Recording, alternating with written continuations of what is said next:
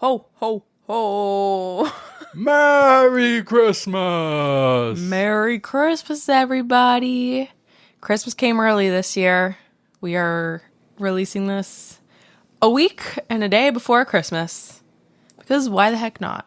Nobody wants to celebrate Christmas after Christmas is done. At least I don't. The best part about Christmas is the 2 months leading up to Christmas. Right? The lead up. The build up. So nobody actually likes Christmas. It's the lead up to Christmas that everybody loves. I personally, like, as soon as Christmas is over, I'm like, get rid of all the freaking Christmas stuff. Like, I don't want to see it anymore. It makes me depressed because I'm like, now I have to wait a whole year or at least 10 months before I can decorate again. It begs the question to all those people, 364 days before Christmas, why do you have your Christmas decorations up so early? Huh? I don't understand the question. Do you understand the question? Yeah, I get it. No, I don't know. Can you repeat? For all those people with their decorations up, why are they up 364 days early? Oh! I get it. People have their Christmas decorations up on Boxing Day. I'm a little bit slow. It's okay. It was a pun or a joke. Anyways, so... Gotta do my Christmas joke. Yes. So, yeah, we decided to do Christmas this week, and then we're going to do a nice, wholesome, heartwarming, happy ending type stories for... We lost one of the things. They just fell down. For Christmas Eve. Lost a Christmas decoration if you're on YouTube. We did. If you're on YouTube, I am wearing a Christmas sweater, but you can... I'm, like, trying to show it off. It's a cat. It says, hope your Christmas is merry and bright. And I'm also holding a gingerbread man pillow that I got at Dollarama. Cozy. Yep. You just need a hot chocolate and you're good to go. I know. We should have made hot chocolate. Should have made hot cocoa, maybe during intermission. Okay. It's going to be a long one. Is it? 4 hours. No, we're not doing 4 hours. 6 o'clock. We're going to be here till 10 o'clock at night. No, we're not. I've got 15 stories. I have 9.5. I had like 10. No, I had like 8. And then I was like, I gotta keep going. I gotta find the best ones. So now I'm up to 15. We're gonna have to filter some out as we go along to try and give you guys the best ones. Keep a good dynamic. Any Teresa brings us down with anybody dying or something like that, I'll bring us right back up. Don't you worry. I don't think I have any of those this time. I hope not. Oh, okay, but this episode is called Christmas Chaos. So there's going to be some chaos ensued upon OPs. Or OP is going to be ensuing chaos upon others. For Christmas, around Christmas, something to do with Christmas. Some way, somehow, Christmas is getting in. And then we'll get through all of our stories. Oh no, one just fell right onto Luna. She's like, what is happening? We have Luna too if you're on YouTube. She's a little Easter egg on the shelf behind their Christmas tree. That's bothering me. Can you put it back? There's too much. No, I can't because it's going to fall on her again. It's too cluttered. Don't look at it. We're looking the opposite direction here. Okay, let's just continue on. Like I was saying. Sorry. We got lots of stories. We're going to dive into those. We'll get to the life updates. But I also wanted to start a new segment for upcoming episodes. Yes, we do. We'll talk about it at the end. Well, I will talk about it right now. Oh, okay. They're curious. I already talked too much. I bet you're curious. You guys are curious, right? Q&A. You got any questions for us? We will answer them. Part of our life updates. So this has officially been 1 year for us. Christmas was our episode number 1. That was released on December 18th last year. This is coming on December 17th. So this is basically 1 year. It's episode 56. We did 4 bonus episodes throughout the year that we did some Friday releases, and we've done a lot of Patreon, but this officially marks 1 year of ThreadTalk. We just looked at our Spotify wrapped up analytics today. Thank you guys so much. I'm going to cry talking about it. Well, I want to talk about it at the end. Yeah, we'll talk about it at the end, but I just wanted, if you have any questions for us where you guys are curious, long-time listener, first-time listener, you want to know more about Denver and Teresa, you want to know more about ThreadTalk podcast or anything like that, drop a question down below, drop it on Spotify, drop it on YouTube. We will screenshot them, and then the next episode we will... we'll answer them. It won't actually be the next episode. It'll be a few episodes. It'll be a couple episodes, but we'll start doing that part of our life updates, taking any questions, because you gave me the thought is one person dropped a question down and they're like, where is the villa and how did you guys book it? So We'll get into that at the end. So now at the end of the episode, it'll now be life updates / Q&A segment. Perfect. Yeah. Shall we get into it? I got nothing else. We can go. All right. Get you, me. rocked and loaded. Get your hands and feet inside the Christmas sleigh because Santa's about to deliver some presents. I like it. Okay. You, me. You said you wanted to go first. Okay. I wasn't saying go first. I was saying I wanted to do the introduction. Oh, you want to do the intro? But I mean, if you insist. No, I have 15. I'll go first. Okay. This one's coming from Revenge Stories. It was posted 1 year ago by Pup Mom 1. Sister-in-law got exactly what she deserved. My ex-sister-in-law was the type to put on airs and tell everyone how well-to-do she and her husband were. Christmas was hell because she always gave out a list of expensive gifts and she wanted and wouldn't accept anything not on the list. This was not a two-way street. For example, the year that sticks in my mind was the year she insisted I buy her a really expensive scarf from a local boutique. We couldn't afford it, so I spent 3 months looking for a scarf made from the same material and a pattern so close you would never know the difference, unless you were my sister-in-law. She opened her gift and instantly looked at the label. She huffed, rolled her eyes, and put it on the floor next to her slippers and opened all of her other gifts. No thank you or anything. The next day, she had posted on social media about the pile of crap she got for Christmas with a picture of the scarf. Most of her friends simpered over her being so butthurt and asked who I thought I was buying her such cheap crap. Though some said the scarf was gorgeous and was so similar to the expensive one that they couldn't really tell the difference.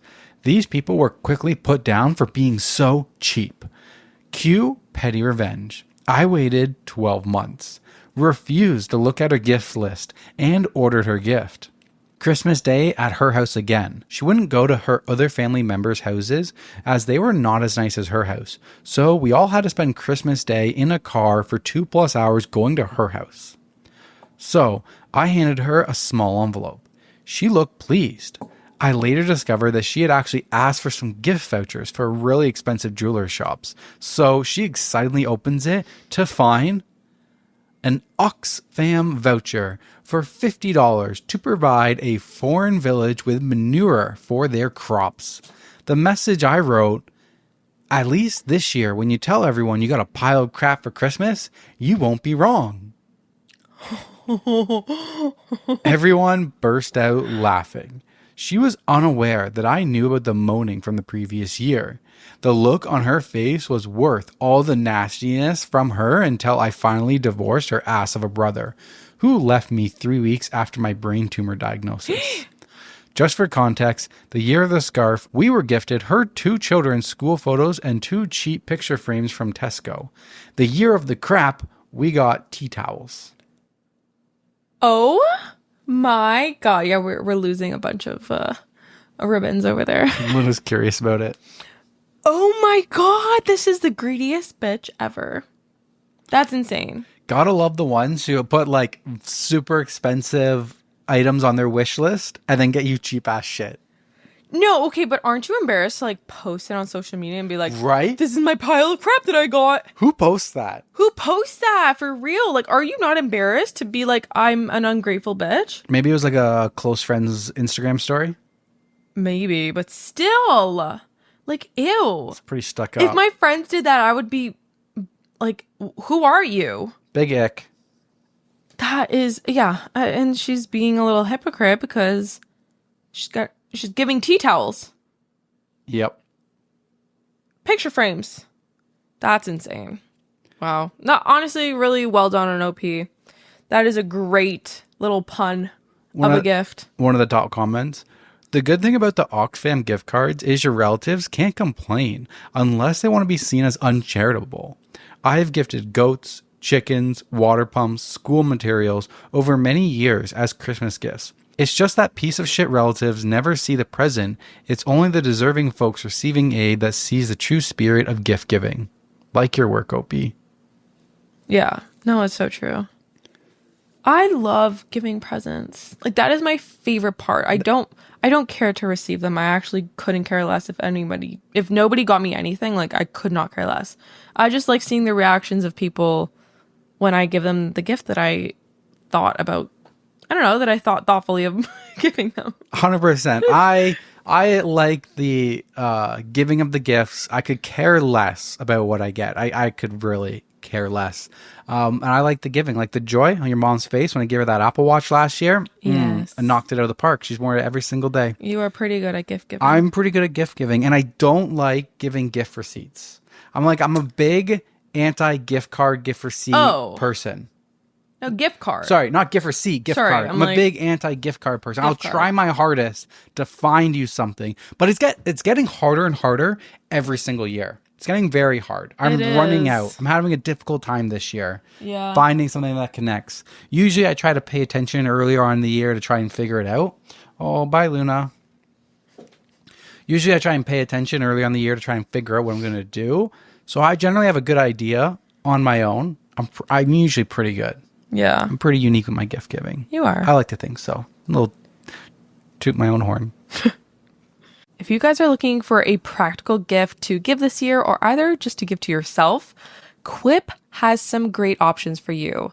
We just got electric toothbrushes from them, and I will say it's changed our oral hygiene game for the best. It actually makes me look forward to brushing my teeth every morning and every night, just because I feel like it's really getting that deep clean. And if you have kids, these are also going to be a great stocking stuffer since they have kids glow-in-the-dark versions. I think it's a really great Christmas present, and also just a little way to splurge on yourself, because we really have to take care of our oral hygiene. And like I've said, I've noticed a big improvement in my oral hygiene with plaque being reduced, and my teeth are significantly whiter. To me, the best feeling before bed is making sure that my teeth feel super clean. One of my favorite things about Quip is that they don't have this loud, obnoxious buzzing sound that we've tried with other brands. They are really loud. So you guys know me. I get very overstimulated very easily. I say it a lot on this podcast.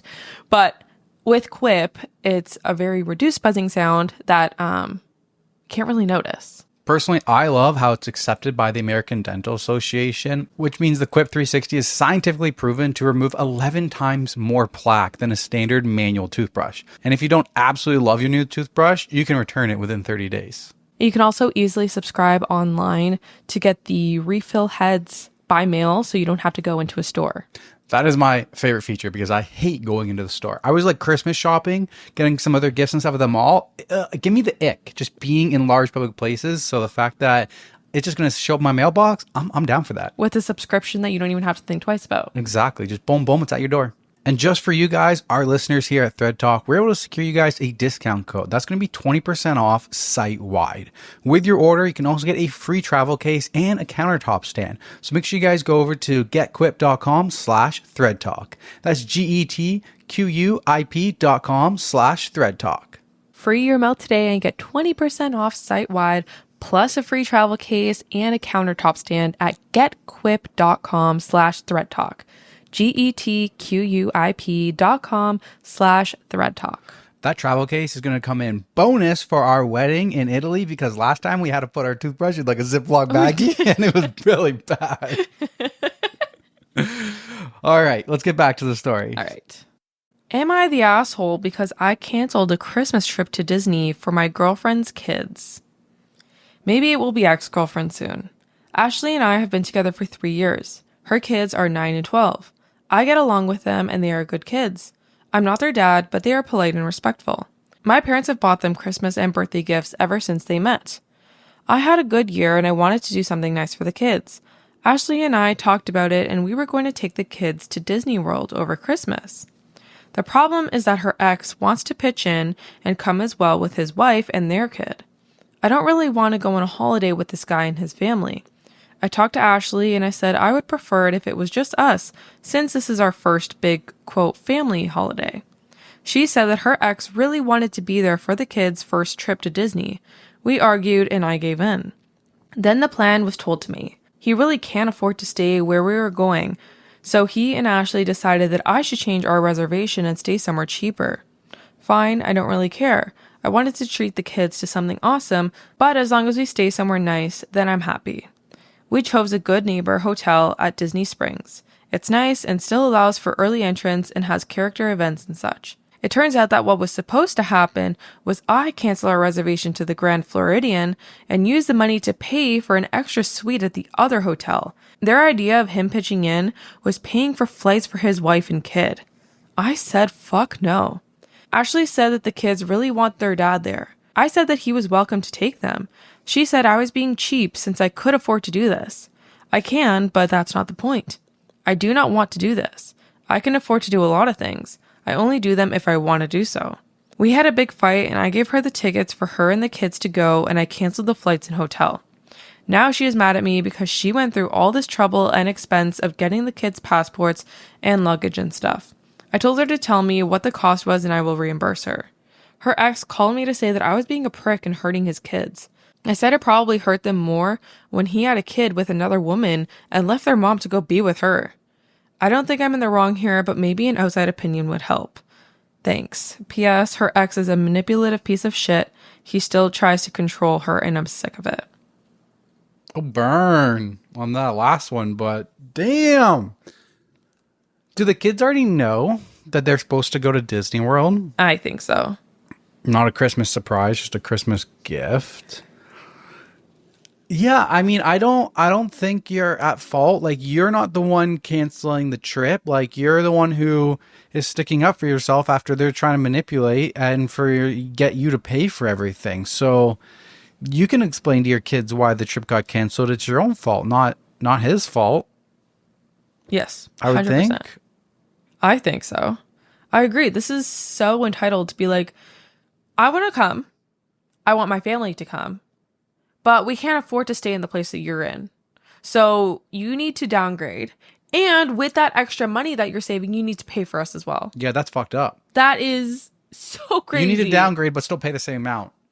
Yes. No, exactly. Is it even fair to ask not of like the ex to ask them not to go to Disney without them? Is that even like a fair ask? You know, I saw the point because we've had Disney. Yeah, we've had Disney before. On here.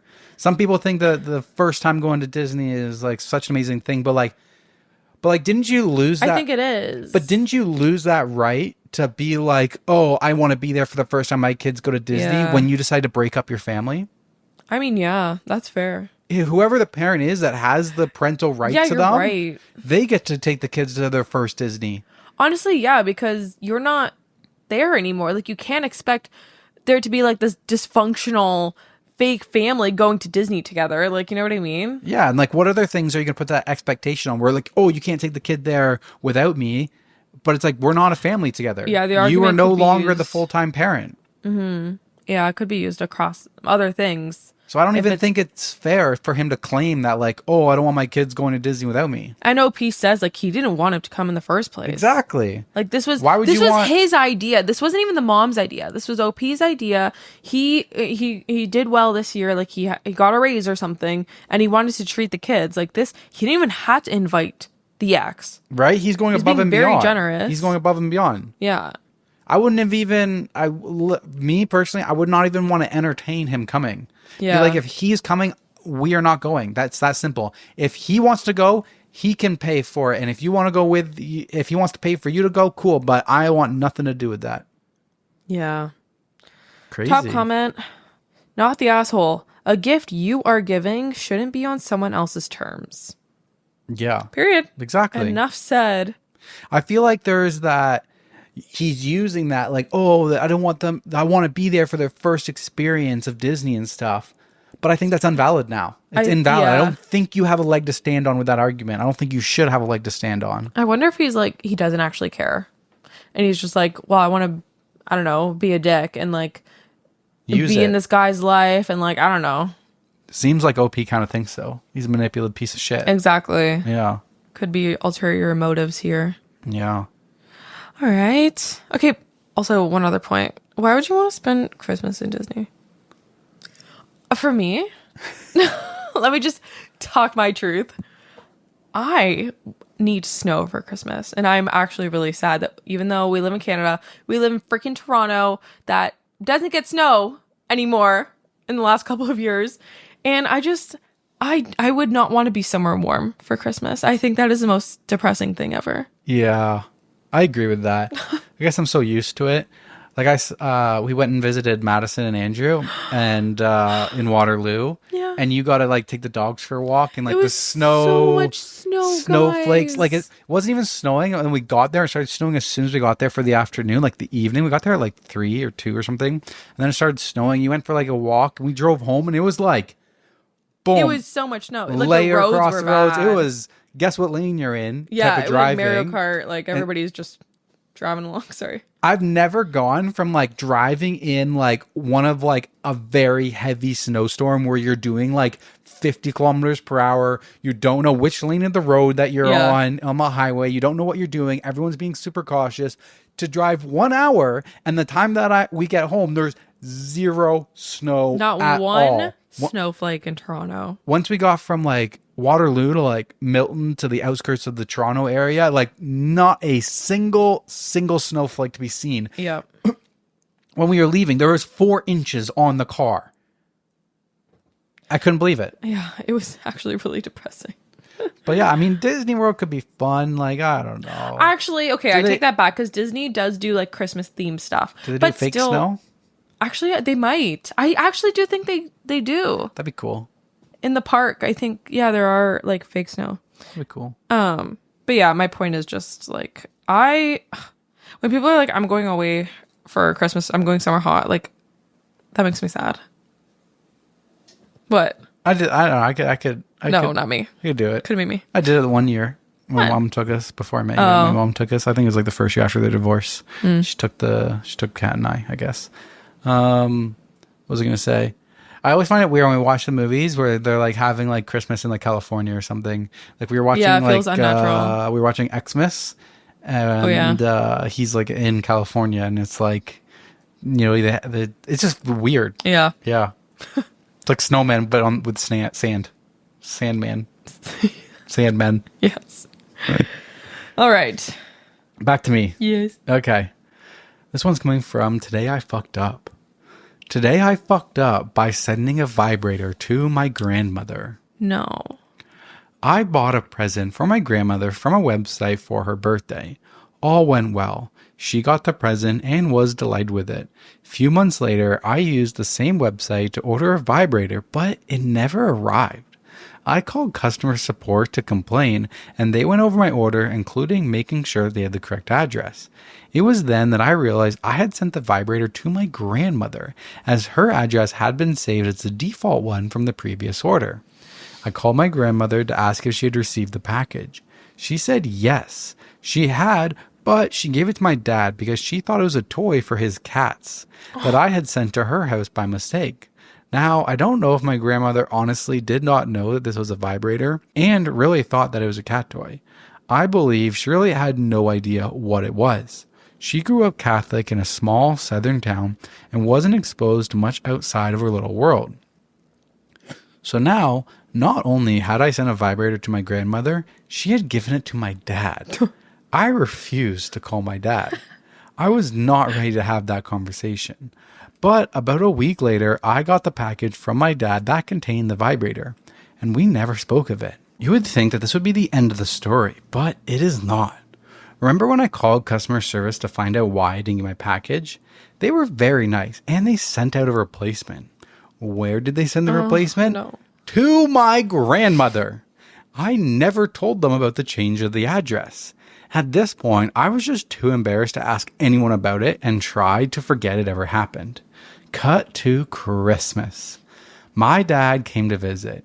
He told me he had something for me, so I went to the guest room with him. He hands me the package with the vibrator and says, "Please, for the love of God, stop sending vibrators to your grandmother." Oh my God. No. Oh my God. He probably thinks it's like on purpose. It's intentional. Oh my God. How could you look him in the eyes after that? I don't know. That's bad. Oh, that is embarrassing. At least your grandmother doesn't know what it is. There's a silver lining. Maybe she does. Maybe she doesn't. I don't think she does. I feel like, I don't know, I'm picturing like an old lady just too naive that is like, oh, it's a gift for the cats. The comments on this are so funny. Comment, on the bright side, you got a free vibrator out of it. Person because they sent an extra one. Person replies, what did it cost? Everything. Your pride, to say the least. The cost is thinking about grandma every time she uses the vibrator or any vibrator. Oh my God. Just ruined forever. Achievement unlocked. New fetish. Oh my God. Ew. Next comment. How do I delete a comment from my brain? Oh God. Oh man. That was good. That was good. All right. Moving on. My girlfriend left me for putting up the Christmas tree. I was single-handedly raised by my grandfather. He is like a father to me. He did his best to give me a normal childhood in an effort to try and make up for my father not being there. My grandfather loves Christmas. He always made sure that we had the best day ever. We weren't well off and most of the gifts were handmade. This made it even more special because he was very good at creating things from wood and they were fascinating. He taught me everything I know and I am so grateful for that. We would bake cookies and make a delicious dinner from scratch and sit by the fire doing puzzles. We still live together and I am the one taking care of him now. My girlfriend stays with us and it has been a year of that now. My grandfather has been unwell for a while and he is only getting worse. The doctor does not think that he will make it until the end of this year. I am very devastated and I feel like my whole world is falling apart, but I am trying to not show it. On a particularly bad day for him, my grandfather asked me, "Is it Christmas yet?" And when I said no, he continued to tell me how he can't wait for it and how he will make a bookshelf for all of my books. He hasn't been able to make anything in years because of his arthritis. This conversation broke my heart, and on a whim, I decided that we will have a Christmas in July. This did not go down well with my girlfriend. She kept saying it was a waste of time and that it's weird to want to act like it's Christmas when it's not. When I insisted and put up the tree and decorations inside the house, she called me crazy and threatened to leave. She said my grandfather is not a child and even kids can wait till Christmas. I told her that this Monday, when I finally get a day off, it's Christmas whether she likes it or not.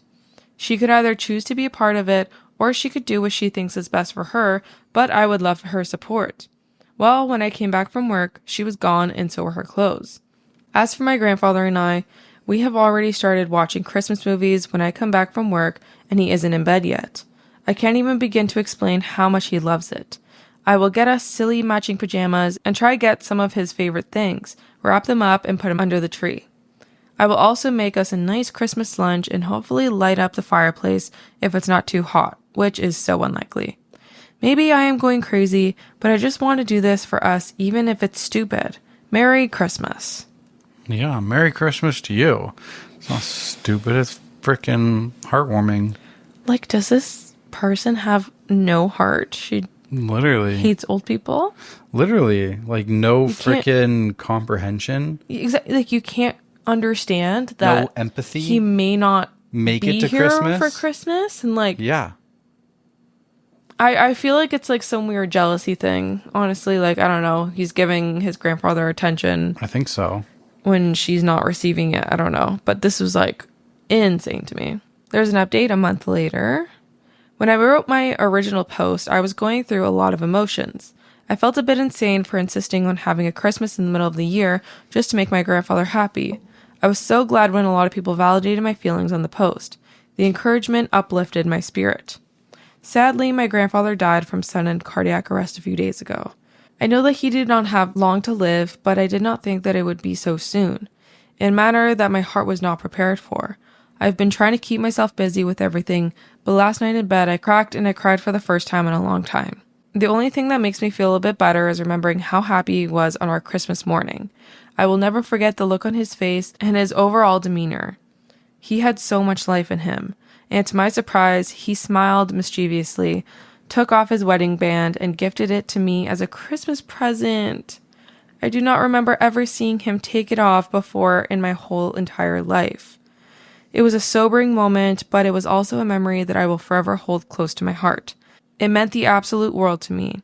We had such a great day, I did not want it to end. Now it's like my whole entire world came crashing down. I feel so alone. I do, however, appreciate that I was lucky enough to have him in my life. You always get the heavy ones. I forgot about this one. Freaking crying over here. I'm sorry. Thank God he did the Christmas in July. Like it's heartwarming. It was amazing. You fuck the girlfriend. Yeah, she sucks. Fuck you, girlfriend. Oh my God. She Good riddance. sucks. Good riddance. How could you be like, he's literally asking for Christmas, like, what kind of monster are you? Like, you are a monster. Right? One of the talk comments on this post. Can you imagine if she couldn't even go along with a little thing like this? That required literally nothing of her. How she'd behave when life actually got tough and things went sideways? I'm annoyed that it doesn't sound definitive that they're broken up completely. Why would you even want to keep someone like that in your life? But like, no, exactly. Like if she... I didn't get that impression at all, but... Neither. But like at the top part, like if she acts like that over that... No, yeah. What other situations in life where she's going to bail on? Like, good riddance. Yeah. Like, you don't like joy? Right? You don't like happiness? Like, bro, if I could put on my Christmas tree in July, I would. But I live with the Grinch. Nobody's stopping you. I would like to point out that I was less of a Grinch this year than last year. You were. And I'm not a Grinch. I'm not an anti-Christmas person. I just always believed that Christmas started in December, not November 1st. November 1st. Yeah, that's you. That doesn't make me a Grinch because I thought you don't put the Christmas tree up until December, okay? Does not make me a Grinch. Okay. Makes you an Potato. eager Christmas achiever. Christmas cheever. Christmas cheever? Yeah. Mischieve? No, like Mischief? Christmas overachiever. Got it. Okay. Over Christmas achiever. Okay. Achiever. Achiever.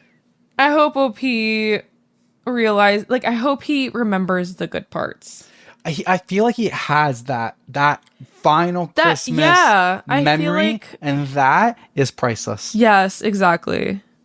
Yeah, I hope that's what he holds close to his heart when he thinks about his grandfather. Yeah.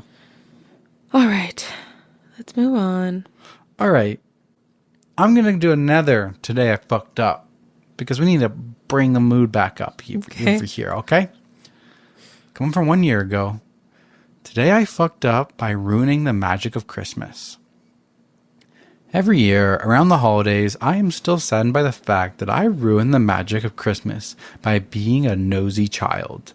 Christmas was my favorite time of the year as I came from a lower income household, so I didn't get presents unless on my birthday and Christmas. During my childhood, my mom went all out, fully decorating our house in a Christmas theme, ranging from Christmas hand towels all the way down to Christmas rugs. Christmas was her favorite holiday as a kid, and she wanted the same magic for my brother and I.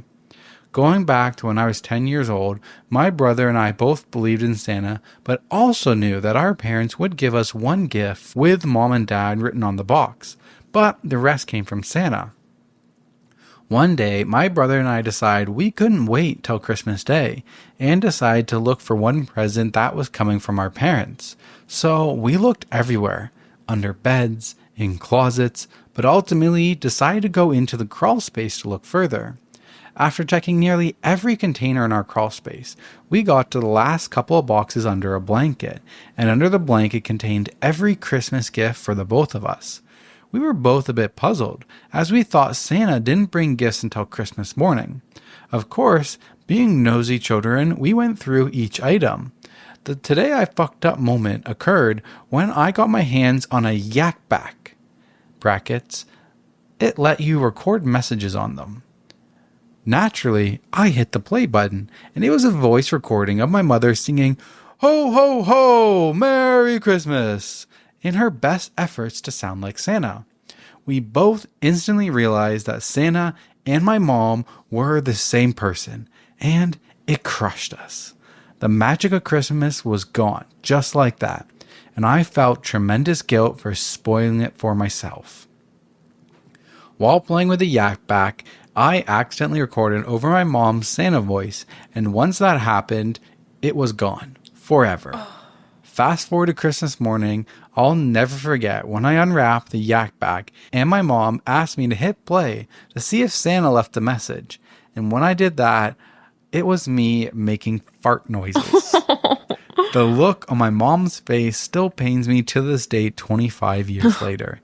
The sheer look of disappointment and sadness on her face was what was supposed to be a special message ruined by nosy children who just couldn't wait to know what gifts they got on Christmas. My mother passed away a few years ago from cancer, and since then, I have a child of my own. You're a fucking hypocrite. As a fuck. As a parent, I now find it. I've now.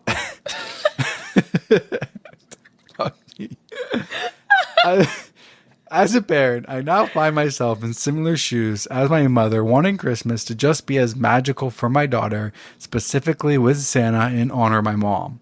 I miss my mom dearly, and what I wouldn't give to still have that yak bag with her voice on it. Fuck me. Yeah. Truth is stories. Everybody dies. Let me bring up the mood, guys. I forgot about that ending. I literally read this 2 hours ago. Oh my god. Oh my god. Well, this is sad. But kind of funny in the beginning. Where I was also a curious little George as a kid, and that's how I ruined Santa. Oh my god, guys.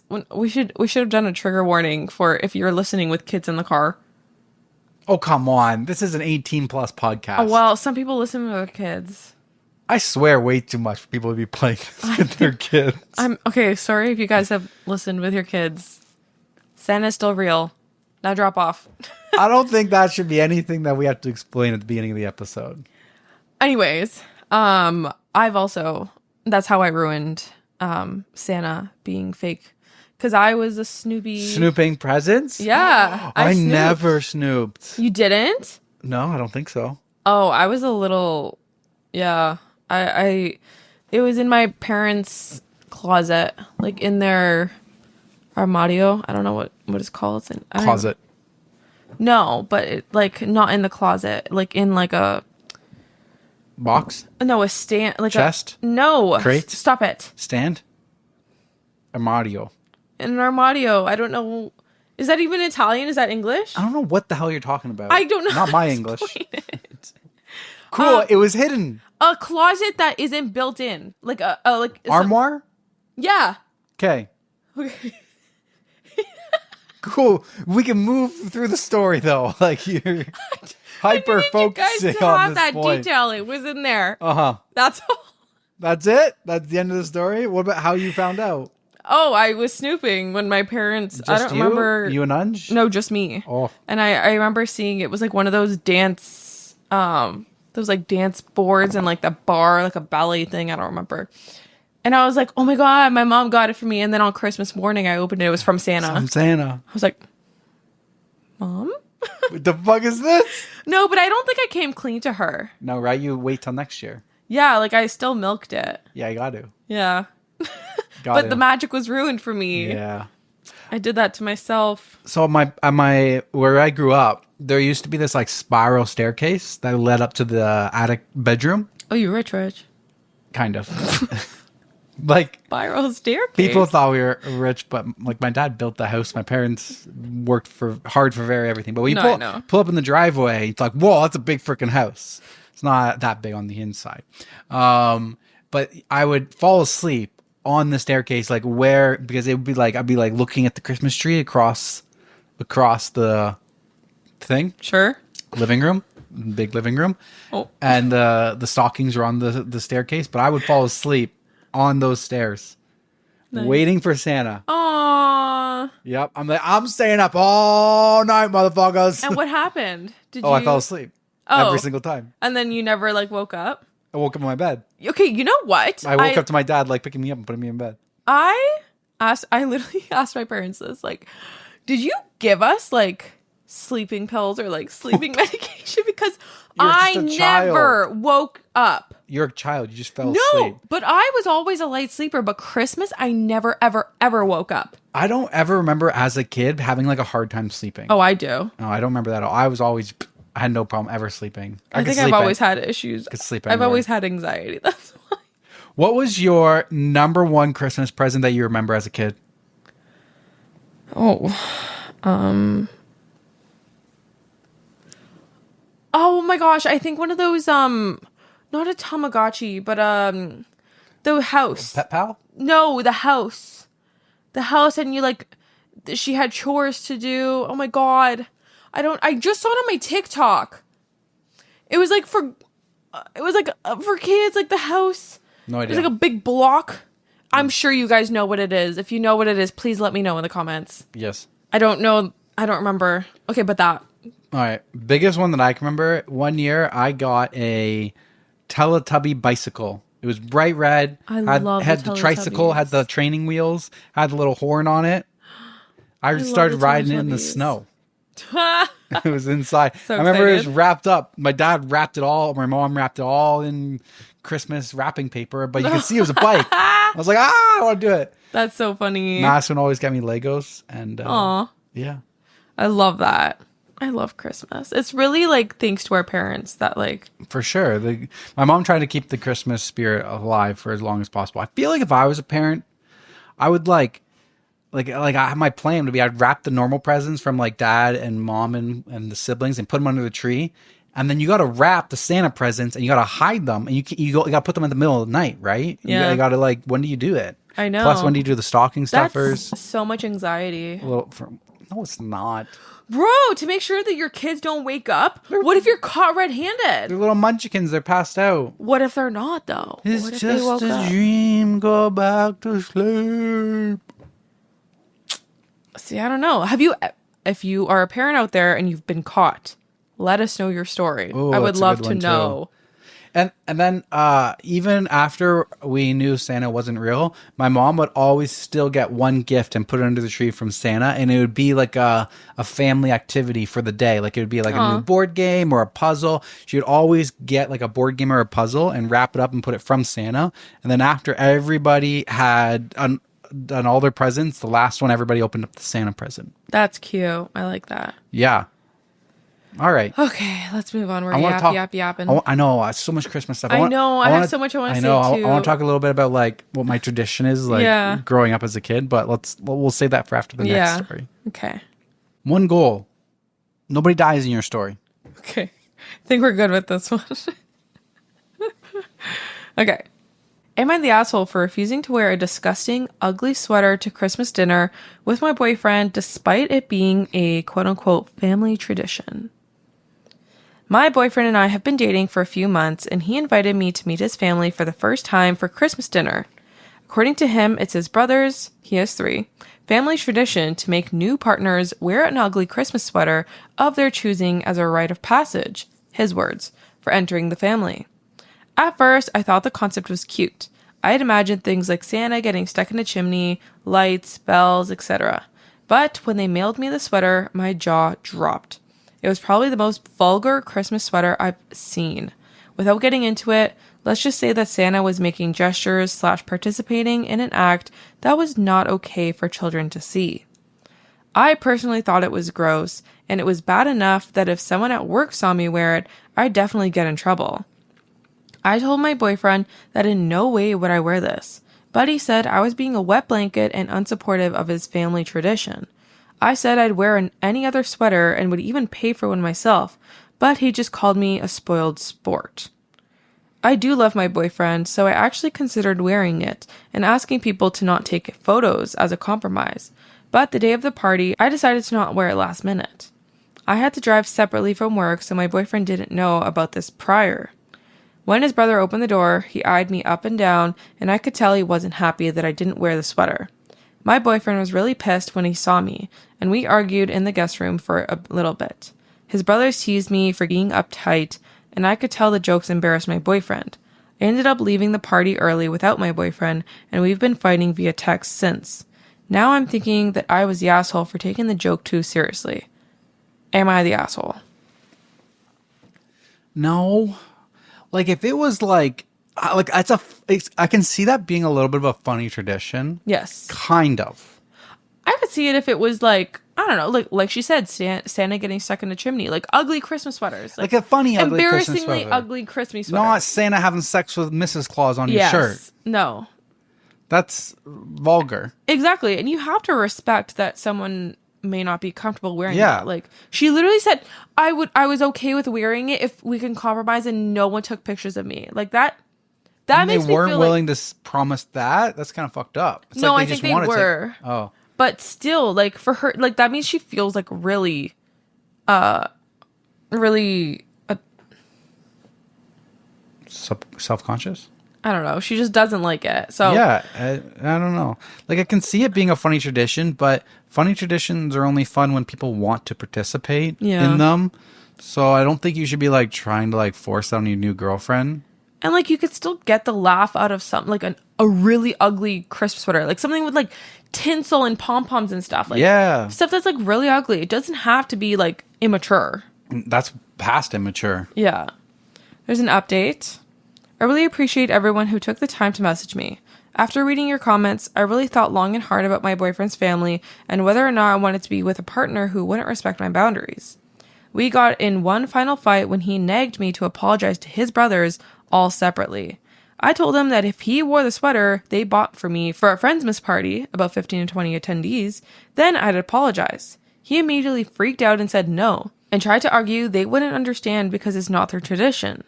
I explained that it had nothing to do with tradition, but rather with my personal comfort level and whether or not the sweater was an appropriate article of clothing. I asked him why he felt uncomfortable wearing the sweater in front of friends, and he refused to answer. He froze up, and that's when I realized it wasn't going to work out. He knew that it was inappropriate, and he himself refused to wear it in public. Yet he was too stubborn to apologize and be on my side. I told him it wasn't going to work out, so I guess I'm going into the New Year single as a Pringle. A few friends found out about a breakup already, and this might have made me an asshole now, but I sent them the photo of the sweater and explained what happened. I'm also glad to know that even people in real life were grossed out. I don't know what will happen with his friendships and with those people, but it's none of my business at this point. Thanks, guys, and happy holidays. Nice. Yeah. Fuck yeah. Show them why you guys broke up. Don't let it be put back on you. And I think a breakup is worthy, especially when she's like, okay, well, you were to the friends with. She's like, oh, no, I'm not doing that. So it's only funny when you humiliate me. So it's not like, what's the tradition that you humiliate the new partners? Like, this isn't just a laugh anymore. Like, now it's kind of fucked up. Exactly. It's some sick, weird thing. Like, do you get off on that? Like, it's odd. Top comment. Once, many years ago, I was casually dating a guy. For my birthday, he gave me a t-shirt from his favorite strip club with a picture of a topless woman with huge assets on front. Now, a t-shirt was fine. We hadn't been dating that long, but that t-shirt? Just no. I had no strong opinions about strip clubs either.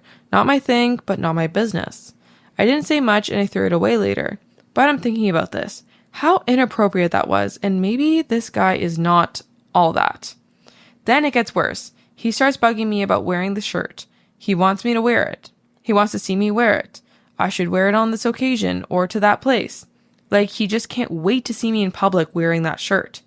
That's when I started getting really weirded out about his obsession to see me humiliated, embarrassed, uncomfortable, or something in public. I started being too busy to see him. Okay. Red flag. As soon as some guy tells you they have a favorite strip club, that's a fucking red flag. Literally. Outside of the t-shirt or anything, it was like, yeah. Jay's on 5th Street. That's my favorite strip club. Like, bro, you go to strip clubs way too often for me. No, so true. But yeah, I feel like it's I don't know, they get off on like embarrassing their partner. Yeah, that's messed up. It's really weird. Yeah, that's a weird one. I'm sure there's a few people like that though out there. Yeah, like you. Oh. Excuse me? Huh? What What did you say? I don't know. Okay, moving on. Yes. This one's coming from Am I the Asshole?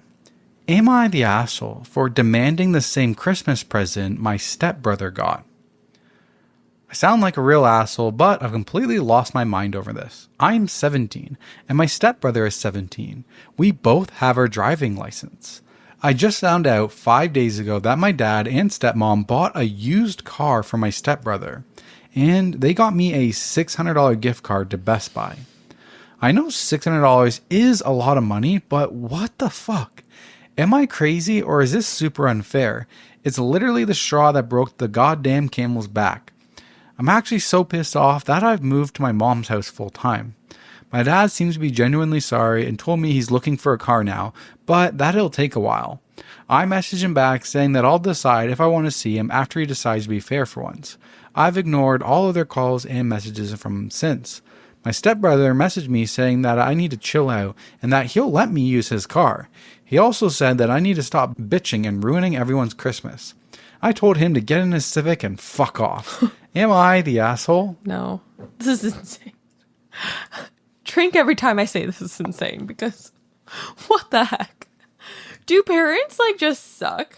I feel like as a parent, no matter what kind of relationship it is, especially when you have like a remarried and a step sibling dynamic, I feel like it's very important to treat your kids equally. Yes. To make sure that they get what they want. Like buying someone a car is a massive gift. So I feel like, especially when they are both the same age, they both have their driver's license, you should be getting two cars. You gotta keep that equal. Yeah. Like if 100%. one kid gets a MacBook and the other kid gets Pokemon cards, like they're gonna notice the disparity. Kids, people, especially 17, even when you have little kids, like you have to make an effort to like, say you have like, okay, like Madison has, Andrew, another one's gonna come along in like 2 years.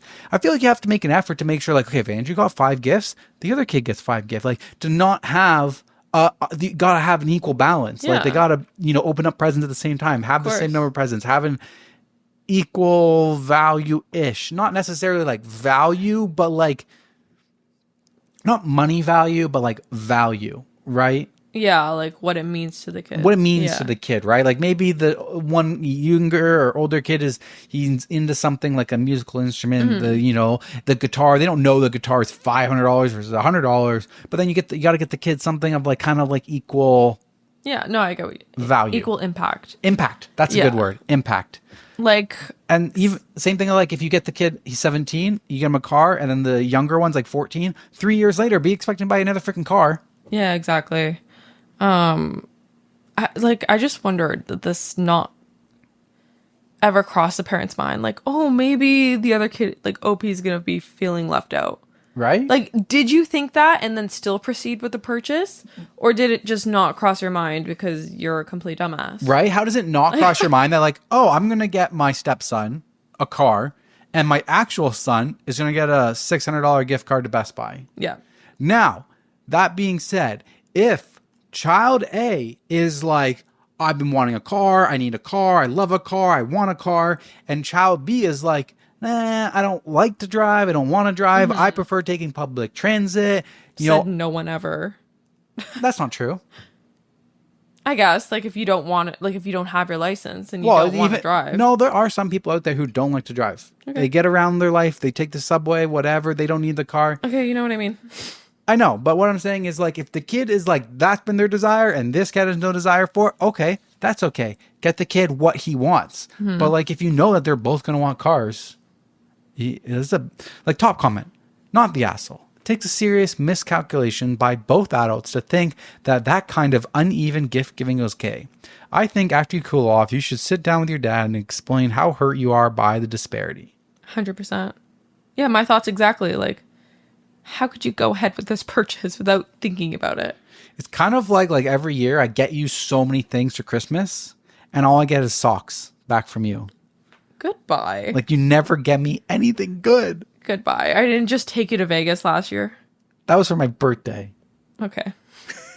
Okay. Your birthday on Christmas. Okay. My birthday is Christmas. Okay. Fun fact for you guys out there. My birthday is on Christmas. I was born at like 11:50 at night. And Teresa's is 3 days later on the 28th. And Teresa's mom's is also on Christmas. Yep.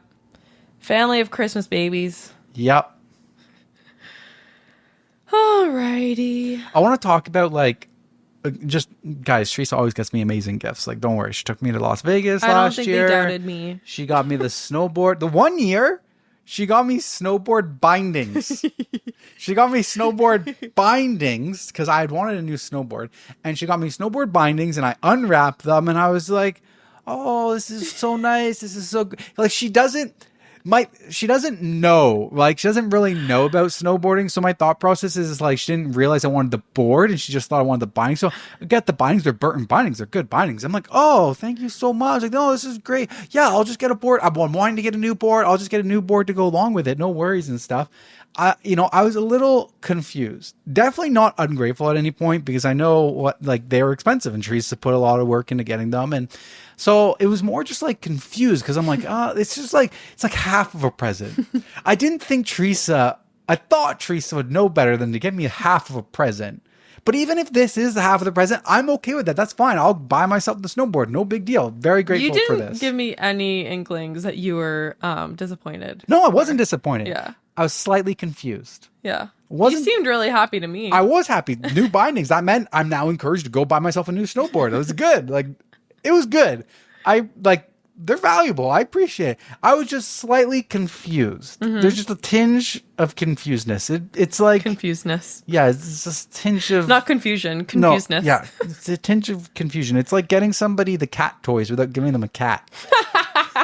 So that's not true. You could have put the new bindings on your old board.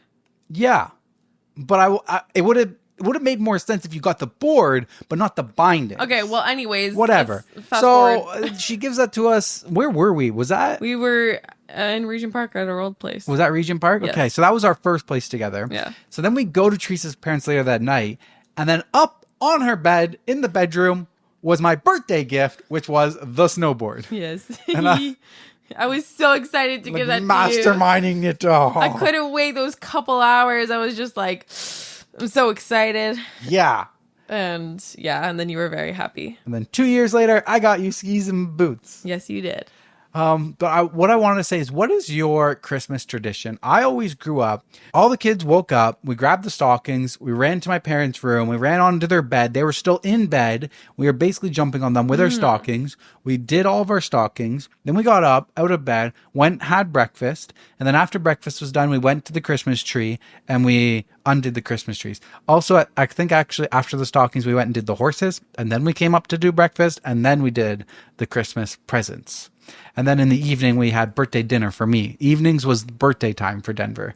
And then Boxing Day, we would go visit my family. Extended family, yeah. Extended family. What'd you do? I would say we don't really have a tradition, but we woke up on Christmas morning and did stockings around the tree. And, well, I guess my tradition was, like, we always had to, like, give person, like, each a turn. Rotate. Yeah, rotate. Yeah, like, same. Someone pull one thing out of the stocking, then another pull something out of the stocking. That's just the way my sister likes to do it. I 100% agree with that. Yeah. I feel like it'd be kind of depressing if somebody, like, opens up their whole stocking and then they just sit there and they have to wait while everybody else now goes through their whole stockings. Yeah. That'd be like someone, like, getting all of the presents that are for their name and only that person unwraps for like 30 minutes straight. And then we move on to the next person. I feel like some people probably do that, though. Do you guys do that? I feel like the rotation. I feel like the rotation is the key part to keeping happiness. Yeah, it is a good method. And then we opened Christmas gifts, and I guess same like for my mom. Like before you, for my mom, like we did a cake and stuff. Like we did a birthday cake in the evening, like after dinner and after dessert. But it was never like, okay, we're stopping to celebrate Christmas now. It's like my mom's birthday. It was a little separated for me. That's good. Yeah. I feel like that's a good. Yeah, I never got 2-in-1 presents or anything. I always got 2 different presents. Yeah. All right. When I first met you, you would have Christmas Eve dinner at your parents' house with all of your aunts and uncles, and then all the same people will come back over again on Christmas. No. Yeah. No. Pre-COVID, that's what your family's routine was. No, my family never. Literally, no. Because I thought it was weird. Okay, maybe it happened one year. Maybe it was just the first year. Yes. But literally, Christmas Eve, we go over, and then all the same people came back for Christmas dinner, and I was so confused. Yes, maybe it happened one year, but that was not our tradition, quote unquote. Okay. Okay. Okay. Back to you. Yes. Am I the asshole for accepting an invitation to join my ex-husband's family for a family Christmas vacation, not caring about his current wife's feelings? My ex, 33 male, and I, 32 female, have been divorced for almost 4 years. We share 2 kids together, a 7 and 11-year-old. He and his now wife married last year in the middle of April. She has a 12-year-old from a previous relationship and is currently pregnant with his ex's child. Friday was my 11-year-old's birthday, but her birthday party was hosted on Saturday at a bowling alley with me, my ex, his wife, his stepdaughter, my 7-year-old, and a few friends of my 11-year-old and some relatives from me and my ex-husband's side all attending. I was chatting with my sister and mom while having my youngest next to me when my former mother-in-law approached us. She asked us all basic questions like how we were doing and how's life and all. She then brought up a planned week family vacation in Florida for Christmas and asked if I would like to join. My youngest immediately jumped up, begging for me to accept the invite. This would be the first time ever they planned spending Christmas out of town, but I said yes. My youngest was happy and ran off to tell my oldest. Yesterday afternoon, I get a call from my ex saying that he was informed about his mother inviting me on the Christmas vacation. He sounded exhausted over the phone, but I told him I did accept the invitation. He then went on to say that his wife wasn't happy about it, and that she didn't see the need of me going on this trip since him and I are no longer married. I asked him if that was supposed to mean something to me. He responded with, she finds it disrespectful that I was even invited in the first place. I asked him, is there a part where I'm supposed to care about how she feels? Because I honestly don't. He asked me if I really needed to go on this trip and told me that he doesn't want any problems or anything messing up this trip. I told him that there won't be any problems as long as he and his wife don't start any problems. I even suggested that if she has problems with me going on this trip, then maybe she could just stay home and that my kids are the only reason why I'm going. Not wanting to continue this conversation, I made up an excuse as to why I had to hang up and ended the call. Am I the asshole? I would say no assholes here. I mean, you wouldn't want your ex's, your current person's ex tagging along on a family vacation. I feel like they're both reasonable with their reactions, honestly. Right? I feel like they're both reasonable. Like you had, first off, grandma just wants her grandkids there, right? Grandma just wants her grandkids there. And I think it's nice of grandma to not even try to say, oh, can we have your kids for Christmas and take them away from you? Because that would just be an asshole move. If grandma was like, oh, can we get Christmas even though it's your scheduled time to have the kids? So grandma wants the kids there. So what does she do? She invites the mom.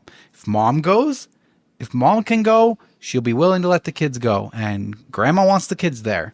So okay, I don't an opinion. Yeah, I don't think she's the asshole for going to wanting to be with her kids, getting a free vacation of it. I agree. Especially when, like, I feel like it might have been different if grandma didn't ask in front of the kids.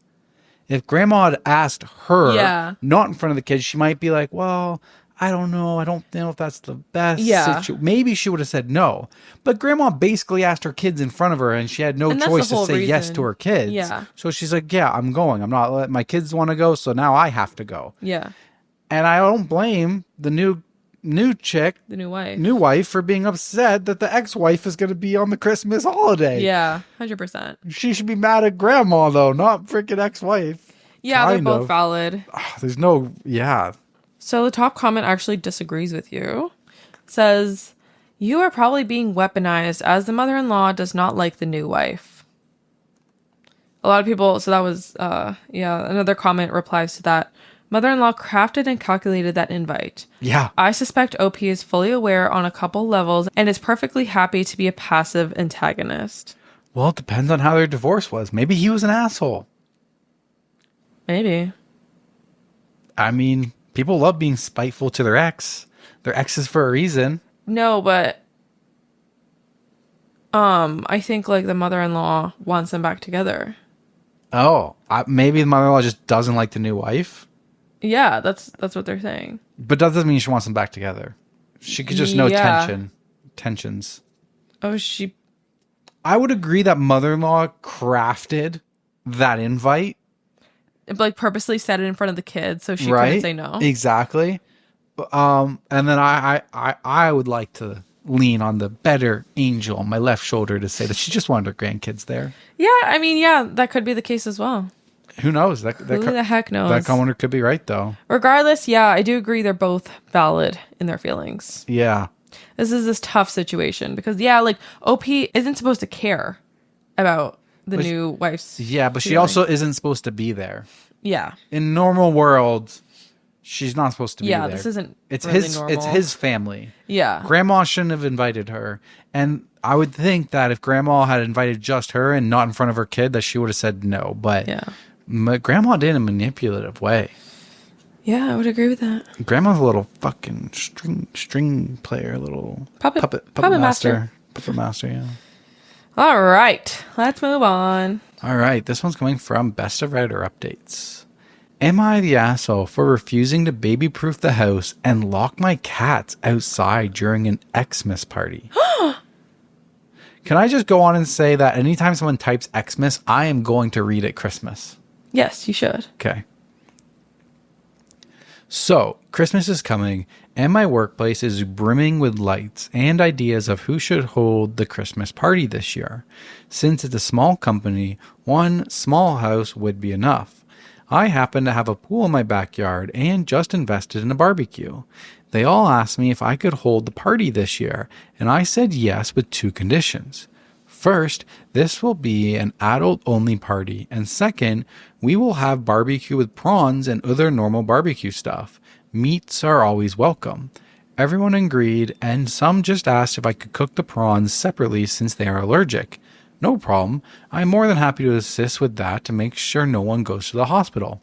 I would just like to take a side note and say that I would just cook normal barbecue stuff like prawns, and other meats are welcome. I've never heard of that. Where does this person live? Because to me, a barbecue is hot dogs and hamburgers. That's standard barbecue stuff. Literally. And then you go to steaks, and then like vegetables start popping up. Right. Not prawns. Prawns. I've never heard of that. So I don't know. Back to the story. One coworker just came back from maternity leave last week after 6 months, and she was very adamant to come to the party. She sent an email to all of us asking if she could bring her 3 children to the party. One replied with the old email stating my conditions to host. She was not happy, to say the least. In the last few days, she has been talking to others, including the boss, and persuading them to talk to me, and they did. My boss asked me to be flexible, and because she just came back, we should not cut her out like that. She was there while we talked and asked me to baby-proof the house because her oldest child is suffering from some type of illness that he cannot sit still. And also, she is allergic to cats. So I should wipe the whole house down from cat hair and lock them outside until the party is done. According to her, if each of us pay some attention to the children, then there would be no problem. The youngest will stay by her side. I straight up said no. I would not baby-proof the house, and I would never lock my cats outside for any reason. I told her and the boss that she should not join the party, since there would be alcohol and a hot barbecue. Also, the pool would be dangerous to children without supervision. I made it clear that I agreed to hold the party because everyone agreed with my terms. If anyone is unhappy with that, they are more than welcome to hold the party at their place. I will not complain. She stormed out of the boss's office with tears in her eyes. Oh, boo-hoo. Some people told me to keep the office peaceful by just going along with her demand only for a few hours. I refused. I really don't care if anyone decides to show up on that day. If there are less people, more alcohol for me. No biggie.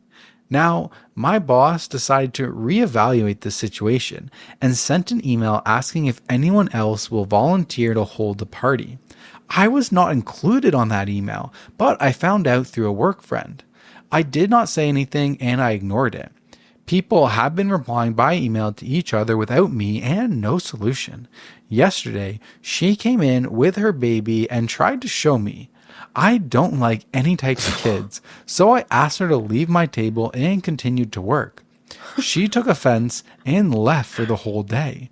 Her workload fell back on us since we all thought she would come back. But as of right now, she comes and goes as she pleases because her there would always be something with the babies.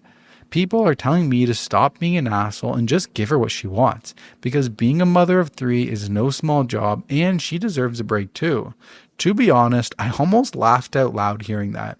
Still, people insist that I was the asshole in the situation. So, am I the asshole? I want to meet these people who think that, because also, why are you saying to OP to keep the peace and just give in to her? Are you saying to this crazy woman to keep the peace and just give in to the terms? Right? Also, like... Reminds me of the rock and boat analogy from a couple episodes ago. Yes. I didn't really fully understand that, but... Oh my god. Anybody else understand the rock and boat analogy? I tried. Anyways. This lady is rocking the boat. We don't need to go through and it. The other people are in the boat and they're trying to steady the boat and stop it from tipping. Yeah, but like ask the other person to not rock it. There's 2 people. Yeah. Takes 2 to tango. But they only tell one person to not rock the boat. And it's always the people who are being reasonable that are being told, let's just keep the peace. It's never the people that are being unhinged. I bring my 3 babies and get your cats outside. Oh, fuck off. Literally F off. Like, the cat's enough. Even if you didn't ask to bring babies and you just asked for my cats to be outside, goodbye. You're done. Take a freaking Allegra. It's a privilege for you guys to come to my house. You don't have to come to my house. No, exactly. Don't fucking come. They're indoor. They're most likely indoor cats. Cats are in, why don't you lock your fucking kids outside? You don't lock cats outside. Honestly, facts. So, is Allegra a thing? Or did I just make that up? No, I'm right. So, relevant comments. I would speak to your boss and tell him to host or hire a venue and cancel having it at your place. It doesn't seem very productive to have a work event at your home. Unless you're the boss, and even then, there's a possibility of something happening and something going missing. Sorry, I need to say something. Why are you hosting for a work Christmas party? This is so weird to me. This is so weird. Small, it doesn't matter. Tight-knit I've company. worked at small, tight-knit companies. Yeah. That is so weird. He's got the pool and a barbecue. He likes to host. He volunteered for it. That's weird. Is OP a guy or a girl? I don't know. We don't know. But I would say, that's my internal misogyny. See, I thought it was a girl. Yeah, I thought it was not really misogyny. I guess not. No, it's just internal defaults. Yeah. I see the lens. Yeah. I see the life through the lens of a man. Yeah, same. But yeah, he volunteered. He volunteered for it, so that he wanted to. At this point, I would be like, my volunteer is no longer on the table. Boss, motherfucker, figure your shit out because you're not allowed at my house. Someone else hosts. I'm not risking her ever showing up at my house. Yeah, exactly. So I'm out. I'm done. You're on your own. You tried to fuck around getting me to bend the rules and ask me to leave my cats outside. You fucked around. You found out I am not an option anymore. So you go rent a place for your Christmas party because I'm done. I'm out of here. Yep. Update. 7 days after the original post. Today, we received this message from her. Because many asked for feedback, I will just put a screenshot here. I'm not asking for the verdict, just an update. So this is her email. Good Sunday to you. I think I should email you guys after church today to let you know about the current situation that we are all in. As you know, I have been asking to join the Christmas party, but some of you think it was a joke. I do want to come. I have been on leave for so long. Is it too much to ask for some free time to catch up with you guys? It is not very Christian of you to not help out a single mom. To avoid any further confusion, I will hold the company Christmas party at my house. It is not big and does not have a pool, but it will be a great honor to have you all at my place for the party. You all know that I am the mom of 3 beautiful angels, X, X, and X. I am not in a position to spend a lot of funds on the party. I am asking all of you to find love in your hearts to help us with cleaning up an hour before and after the party. Before? Also, please bring your own dish to the party. We will all enjoy the variety of food from your country. We do have strict food guidelines to make sure my angels don't get bad experience. So please, no seafood, no junk food. We all want something that stems from loving hearts. Child number 1 really loves eggs. Child number 2 is good with steak. Child number 3 will just have my godly mother milk for now. And before you say anything, I do know someone is already up for host, but I do think it is very selfish of you to make it so hard for a single mom like me to attend. You don't know how hard it is to be a single mom at all. Before I last went into labor, I asked Lori to have a short praying time where we would pray to God for Sunny's health. And I knew some did not do that. Goodbye. I did not ask for much, just 10 short minutes, but some of you refused. Oh my God. I am so disappointed by the lack of hospitality we single moms should receive. You know my children will grow up and take care of y'all in the future. They will work and their tax money comes back to take care of you in the future. The younger generation are lacking of the moral compass to have children, and that responsibility fell on us moms. May God shine his love. Thank you. I'm so mad. Nothing has made me more heated on this podcast. Holy shit. Is this rage bait? Is this real? Because I'm fucking raging. Guys, it's not me this time. It's Teresa's raging. Oh my God. Teresa's about to go on a ThreadTalk rant. I don't even know where to start. I need to email you all from church. No. First of all. After church today. After church today. First red flag. I was already like, what the fuck are you talking about? Anybody that mentions that they went to church to me to make it part of their conversation, to me, it's like flag. You want brownie points, okay? Yeah, exactly. Like, relax. That'll be like me writing an email being like, I am emailing you guys after hitting the gym today. After I donated at the soup kitchen. After I donated my time at the soup kitchen. After I took a big old shit in my toilet. It's giving pick me. Okay. Then. It's not very Christian of you to not help a single mom. Okay, whatever.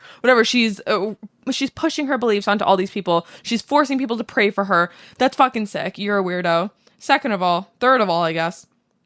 To clean up before the party is insane. Come over, clean my house, make my bed, vacuum the floors.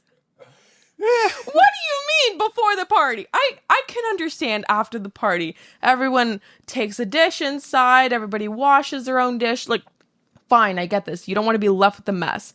It's a little bit weird of an ask, I would say. Like, I would never ask people to do that. But fine, reasonable. But before the party is fucking crazy. Oh my God. Why don't you just bring my dry cleaning too? Go pick up my dry cleaning on your way. Like, fuck. Yeah. Oh my God, this is crazy. I'm actually so mad about this one. May God shine his love. Child number 1 really loves eggs. Child number 2 is good with steak. And child number 3 will have my godly mother milk. No, not the godly mother milk. No, I'm done with her. Bro, I would quit. She asked her whole workplace to pray for her for 10 minutes before she went into labor. And she said that wasn't too much to ask. Okay. Here's where... Okay, but I just don't understand how people just cannot accept that not everybody believes the same way you do. Please. Yeah. I feel for her for being a single mom. I do. That sounds like a lot of work, but this is not it, guys. This is not what you do. I would literally quit my job just to like stay away from her. Honestly. Especially if it's like such a small company, you can't get away from her. I'd be gone. Relevant comments. I would laugh my ass off reading that email if I was sent that. Yes. I'm going to be straight up. Being a parent involves making sacrifices. She'd be better off skipping this Christmas party. I'm not sure where you work, but in my office, our Christmas parties aren't meant for children to come. It's weird that your job just can't book a restaurant or some other venue on the cheap and instead expects you to host in your house. It is weird. This is freaking weird. Like, yes, just go to a restaurant. Everybody can pay for themselves. If that's the problem, it's not in the company budget, fine. Everybody can pay for their own dinner. Yeah, I don't understand. You don't bring kids to Christmas parties. Yeah, that too. I didn't even think of that, honestly. Like, that's not normal behavior. Yeah. Another comment. I'd be tempted to respond telling her that I would be delighted to attend and that since I can't get a cat sitter, I'd be bringing my cat. So she would need to cat-proof her house. And my cats don't like kids. So she'll have to lock her kids outside during the party. Yes! Yes! Amazing response. 10 out of 10. Yeah. Oh, I love it. What I'd actually do would be to forward her email to HR and tell them this is inappropriate for a workplace event. What HR department, bro? The company's have so an small, HR. there is no HR. Literally. Yeah. Oh my God. That was good. Good times. That was good. It made me mad, but it was good. Good times. A good laugh. I That would was a say good people are laugh. freaking delusional, man. Delulu. Someone's going Delulu. Back to you. Back to me. What was the last, what Christmas movie you on now? Christmas Chronicles 2. Oh, very nice. Yeah, it's a good one. Yes. I've watched a lot. Yeah. Yeah. I've watched some. No, you haven't. Yeah, I have. I've watched Hot Frosty. I watched Noel. I You watched didn't watch Noel. I watched most of Noel. I watched Xmas. I watched Santa Claus. I watched, what was the other one we watched? Nothing. No, we watched one after Xmas. What was the one the next night? We watched fully. Huh? We watched one after Xmas. I fell asleep at the end of Xmas, but then the next one I didn't fall asleep. Oh, we watched Polar Express. Polar Express, that was at That the was the first beginning. one. But what we watched one the other night after Xmas. What did we watch after Xmas? I don't remember. Fuck. Are you sure? I've watched lots. Okay. Move on. I'm trying. Go ahead. Speak. Do your story. Do the thing. Okay. Adios. Adios. Adios. No, I don't know why that came to my head. I was trying to, what does Santa say to get the reindeer to go? On Dasher. On Prancer. On Dixon. Rudolph, the red-nosed reindeer. Okay. Got a very shiny nose. Hurry up. I'm trying. I'm filling the gap over here. You need to start talking. Oh my God. Am I the asshole for telling my husband that I no longer want my Christmas gift? For the past few years, I've wanted a very specific item. It's about $500. I don't like spending that much money on myself, and this isn't necessary to the household, so I never bought it. It would just be something to display like an art piece. Going to leave out exactly what it is because it would be identifying. Lame. This year, my husband announced he was getting it for me for Christmas, which I was slightly down about because it ruined the surprise, but I was fine with it. But he keeps talking about it, and in the past month has made a lot of annoyed comments. Quote, I could buy a new TV for this price. I could buy so-and-so for how much this is. You're only getting this, so don't expect anything else. And finally today, I sent him something funny that I thought was cute, and he responded saying, well, you're only getting this for Christmas, so don't show me anything else, or I just won't get it. I feel like he's treating me like a child. I'm not making him purchase me anything. I'm not asking him to get me this or anything else for that matter. I've said a few times that he doesn't need to get me anything for holidays. Just a nice dinner or homemade gift from one of our children would be preferred. I don't like buying myself stuff in general, so I'm not out spending a crap ton of money. He is making me feel guilty, and I didn't even ask for this. He knows I wanted it because I joke around about it or I've made comments, but I never told him to get it for me. Today was the last straw, with the most recent complaint. So I sat him down and asked him to please not purchase it anymore, that I no longer wanted it. He kept pressing, asking me why, and I just said I changed my mind. He was right, we could spend money on something else for everybody. It turned into a spat, and he finally got it out of me that he ruined it. I explained that he complained so much about it. If I ever opened this as a gift from him, I would just think about how much he did not want to buy it for me. And every time I saw it on the wall, I think of how he was so annoyed that he had to buy it.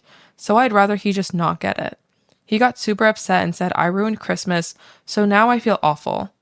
He loves Christmas and asked to be surprised by his gifts every year, which is why his behavior was so strange with this.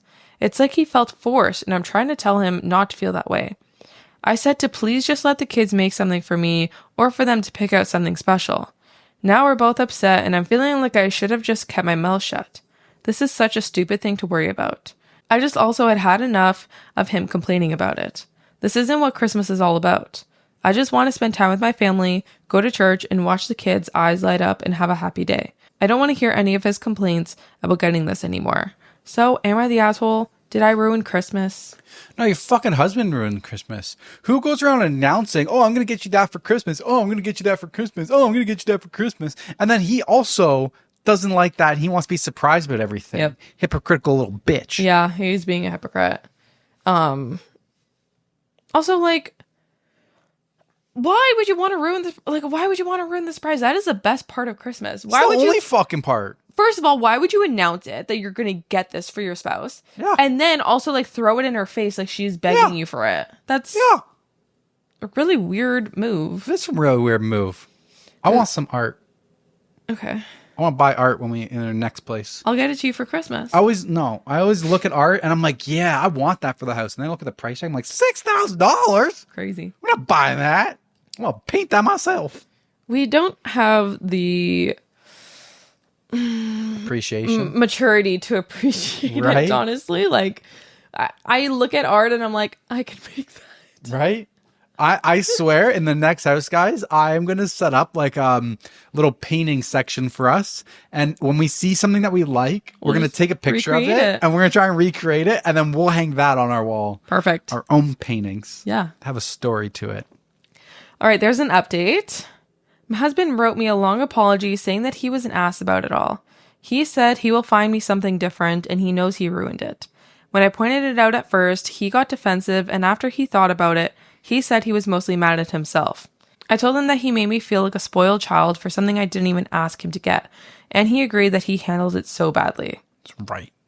We have had arguments before. Who hasn't? But he's never done anything like this with a gift before. He usually is quite thoughtful, sometimes in strange ways, but that's okay. He grew up very poor, and he was just panicking about this purchase. Did he handle it wrong? Absolutely. Unfortunately, his coping mechanism is joking around and making jokes that only he may find funny. Hence the, I could buy a TV for this price. I feel terrible that he was dragged so badly in these comments, and I regret posting this at the time that I was stressed and felt guilty. Yeah, Reddit would fucking roll him over the coals for that. I do deserve what I want to purchase, and I will get it for myself at a later date. I won't seek revenge or tell him everything I'm getting him. I won't let it ruin Christmas. I won't leave him. Geez, what's wrong with everybody? Our kids are happy and healthy and loved. Do they know dad makes dumb jokes and can be insensitive at times? Yeah. Do they also know mom talks loud and makes friends with anybody and talks so much they have to beg her to leave places? Yeah, that too. I don't like that. No, that's fair. That's not fair. That's making it seem like he's telling her, like, I don't know, he's like scolding her for like talking too much and making friends. No, I think she's saying like her kids. But I just don't like that she thinks that of herself. I think she's just trying to point out they both have flaws. And she's But that's not a flaw, is what I'm saying. Like, somebody must have told her that this is a flaw, and it's probably her husband. No, it's probably her kids. Her kids are probably pulling on her shirt being, Mom, can we go? Because I remember doing that as a kid. My mom would talk to everybody forever, and I would be standing there and be like, can we go? So I think she's talking about from her kid's perspective. Maybe. You're going like negative, like, divorce. No, I'm not saying divorce. Teresa's waving her divorce flag over here. I was actually saying, like, this wouldn't be divorce. I was thinking it wouldn't be divorce worthy for me. I think she's just trying to point whatever. out I won't look into that. that. Both have faults. I won't look into that, but it's not a fault. I won't look into that comment too much. Somebody sent me a private message and said that their mother buys herself gifts and what she wants, and she's a lot happier that way. I agree. I don't. I should splurge on myself more often and work on why I felt guilty spending money on myself and not others. I've always been this way. It doesn't help that we aren't rich and have to think about purchases like this. What do you mean I agree? No, I'm sad.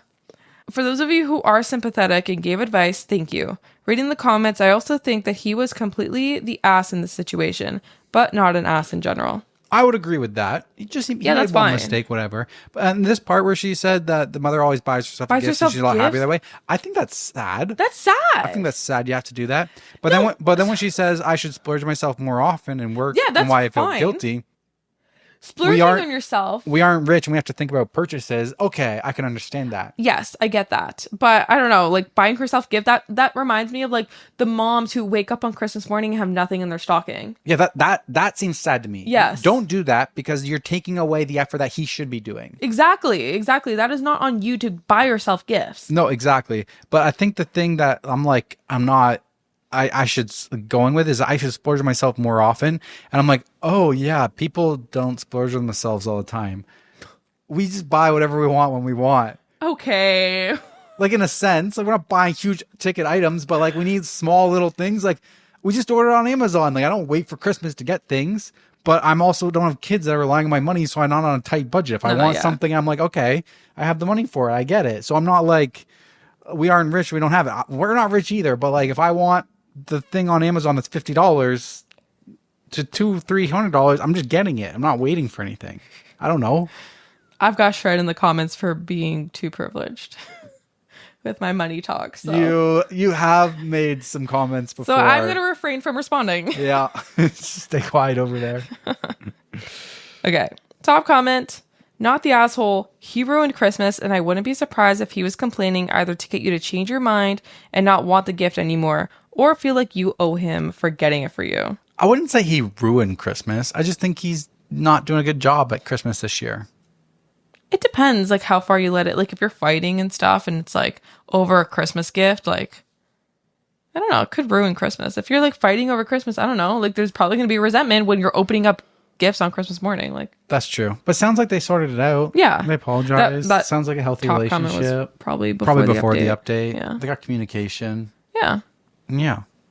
I've been begging Teresa for my gift, and she keeps telling me it's too expensive. What do you want? I want a new BMW. Okay. M2. Why would you ruin the surprise? It's only $100,000. Yeah. You make that in a year. It's in the parking garage. Go find it.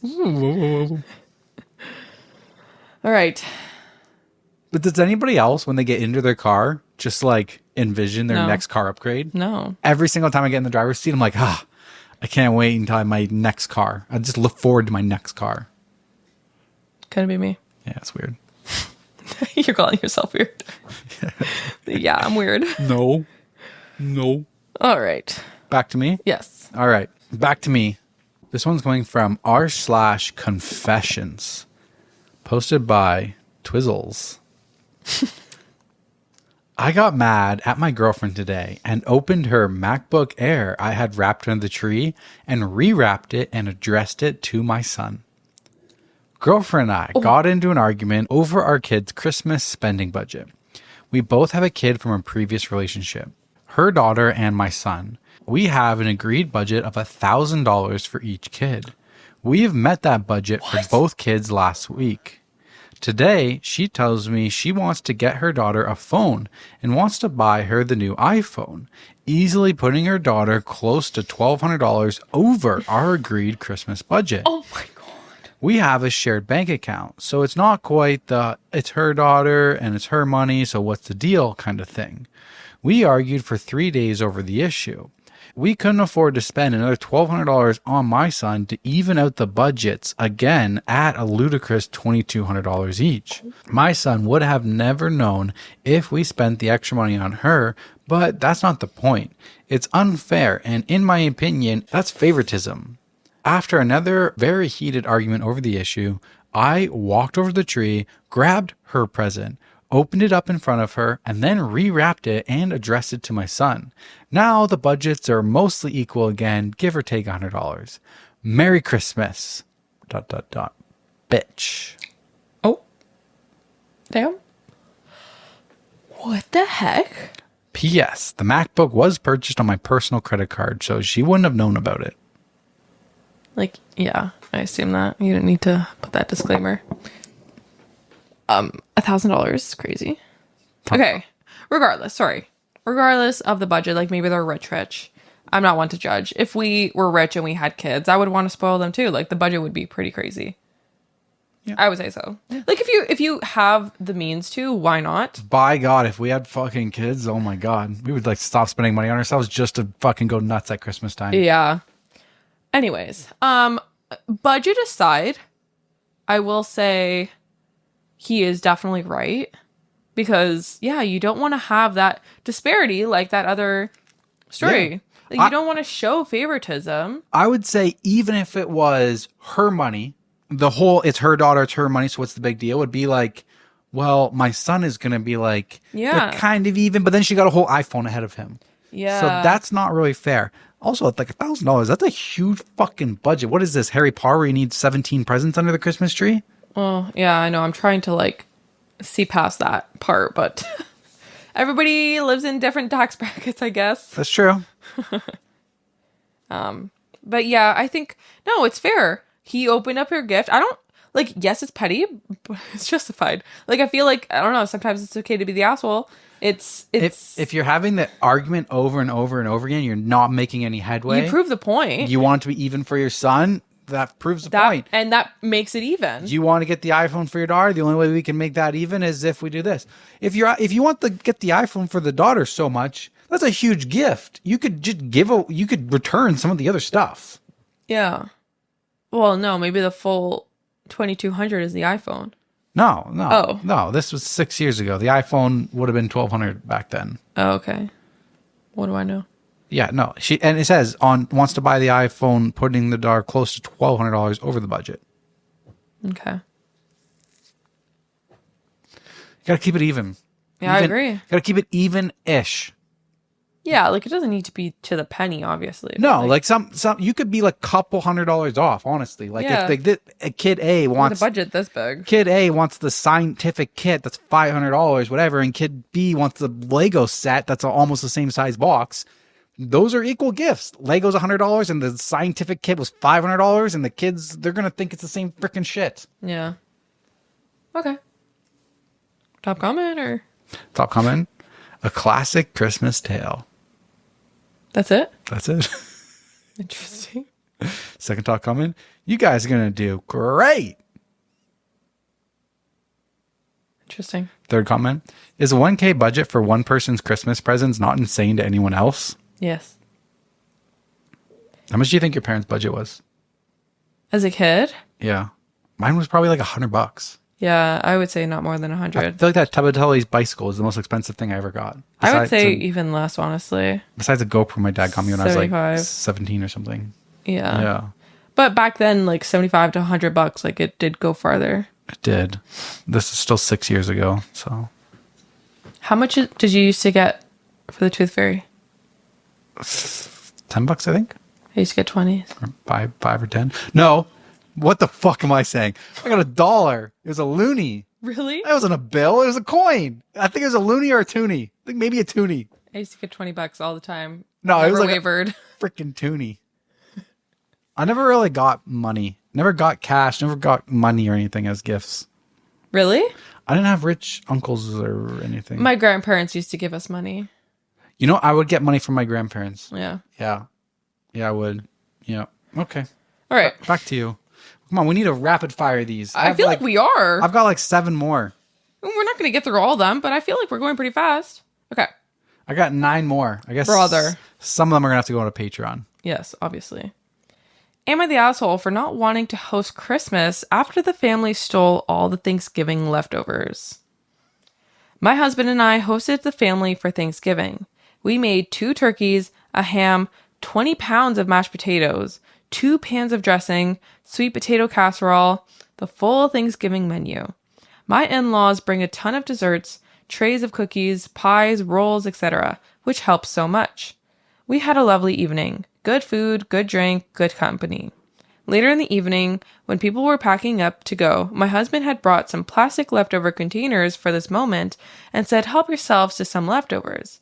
We then went back into the front room to continue socializing. I was pretty tired and put my feet up until it came time to walk everyone out. I looked into the kitchen and saw that the food on the island and the table was put away and went to bed. The next morning, I woke up starving, dreaming of turkey, mashed potatoes, and gravy. I opened the fridge and stood there in shock. It was empty, except for a bag of turkey wings and half a bag of dressing. I thought there had to be some mistake and went to check the fridge in the garage. Nothing there either. I sat in shock, trying to comprehend what had happened to all that food. When my husband walked into the kitchen, I asked him if there had been some miscommunication. Did he offer the leftover food to our relative's charity organization? He said that he had not, but he had observed another relative and his entire family carrying out the food that they had brought, unopened dessert that the in-laws had brought, in addition to gallon Ziploc bags of the food that we had made. Did I mention I made 20 pounds of mashed potatoes? It was a pleasure to make a meal for us to share together, and I welcomed a reasonable amount of leftovers, but to literally rob your host and take everything is out of bounds in my book.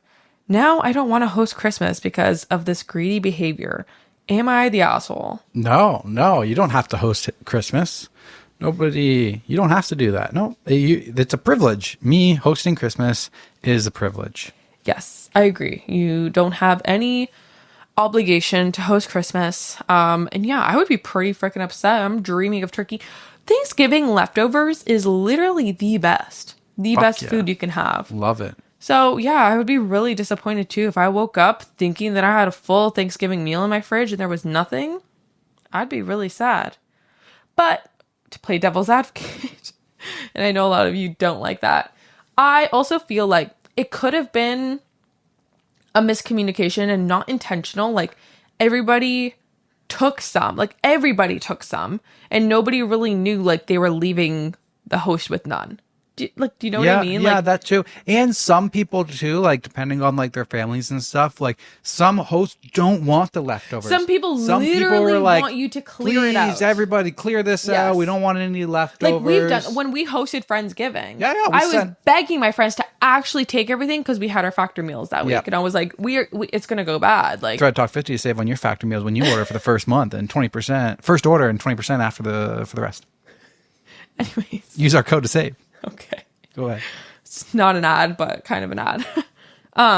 Like I was actually begging people. So like, yes, I don't know. Like I feel like it could have been a miscommunication.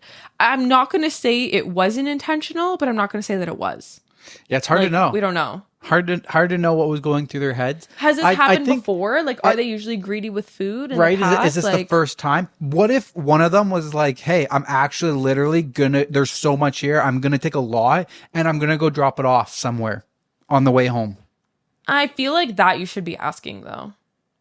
I feel like, yeah, if you're like, I'm going to go take it like to the shelter or something, like, can I do that? Like I would ask the host. I feel like I would want to like, before I just said I'm not hosting Christmas, like I feel like I would want to try to find out like, hey, who ended up taking it all? How do you do that? Group chat. Hey, Nancy, how much mashed potatoes did you take last night? Group chat. Send me a picture right now. Group chat. Which one of you motherfuckers took all my mashed potatoes? I wanted mashed potatoes for breakfast. Like there's no way to do that, babe, without looking like a freak. Yeah. No easy way. Okay, I'm going to read the top comment before the edit. Do not host Christmas. Just say, sorry, we spent so much on Thanksgiving, and when everyone took all the leftovers, leaving us nothing, I had to go out and buy food for us, which used up my food budget for the month. Merry Christmas. Very passive aggressive. Yeah. Say you don't want to host. Nothing wrong with taking a break. You don't have to host Thanksgiving and Christmas. Yeah, but it's not because she's tired. It's because the family took all her food. Okay, edit. I've come back to say that I have had a day to think about it and a lot of really good advice from you all.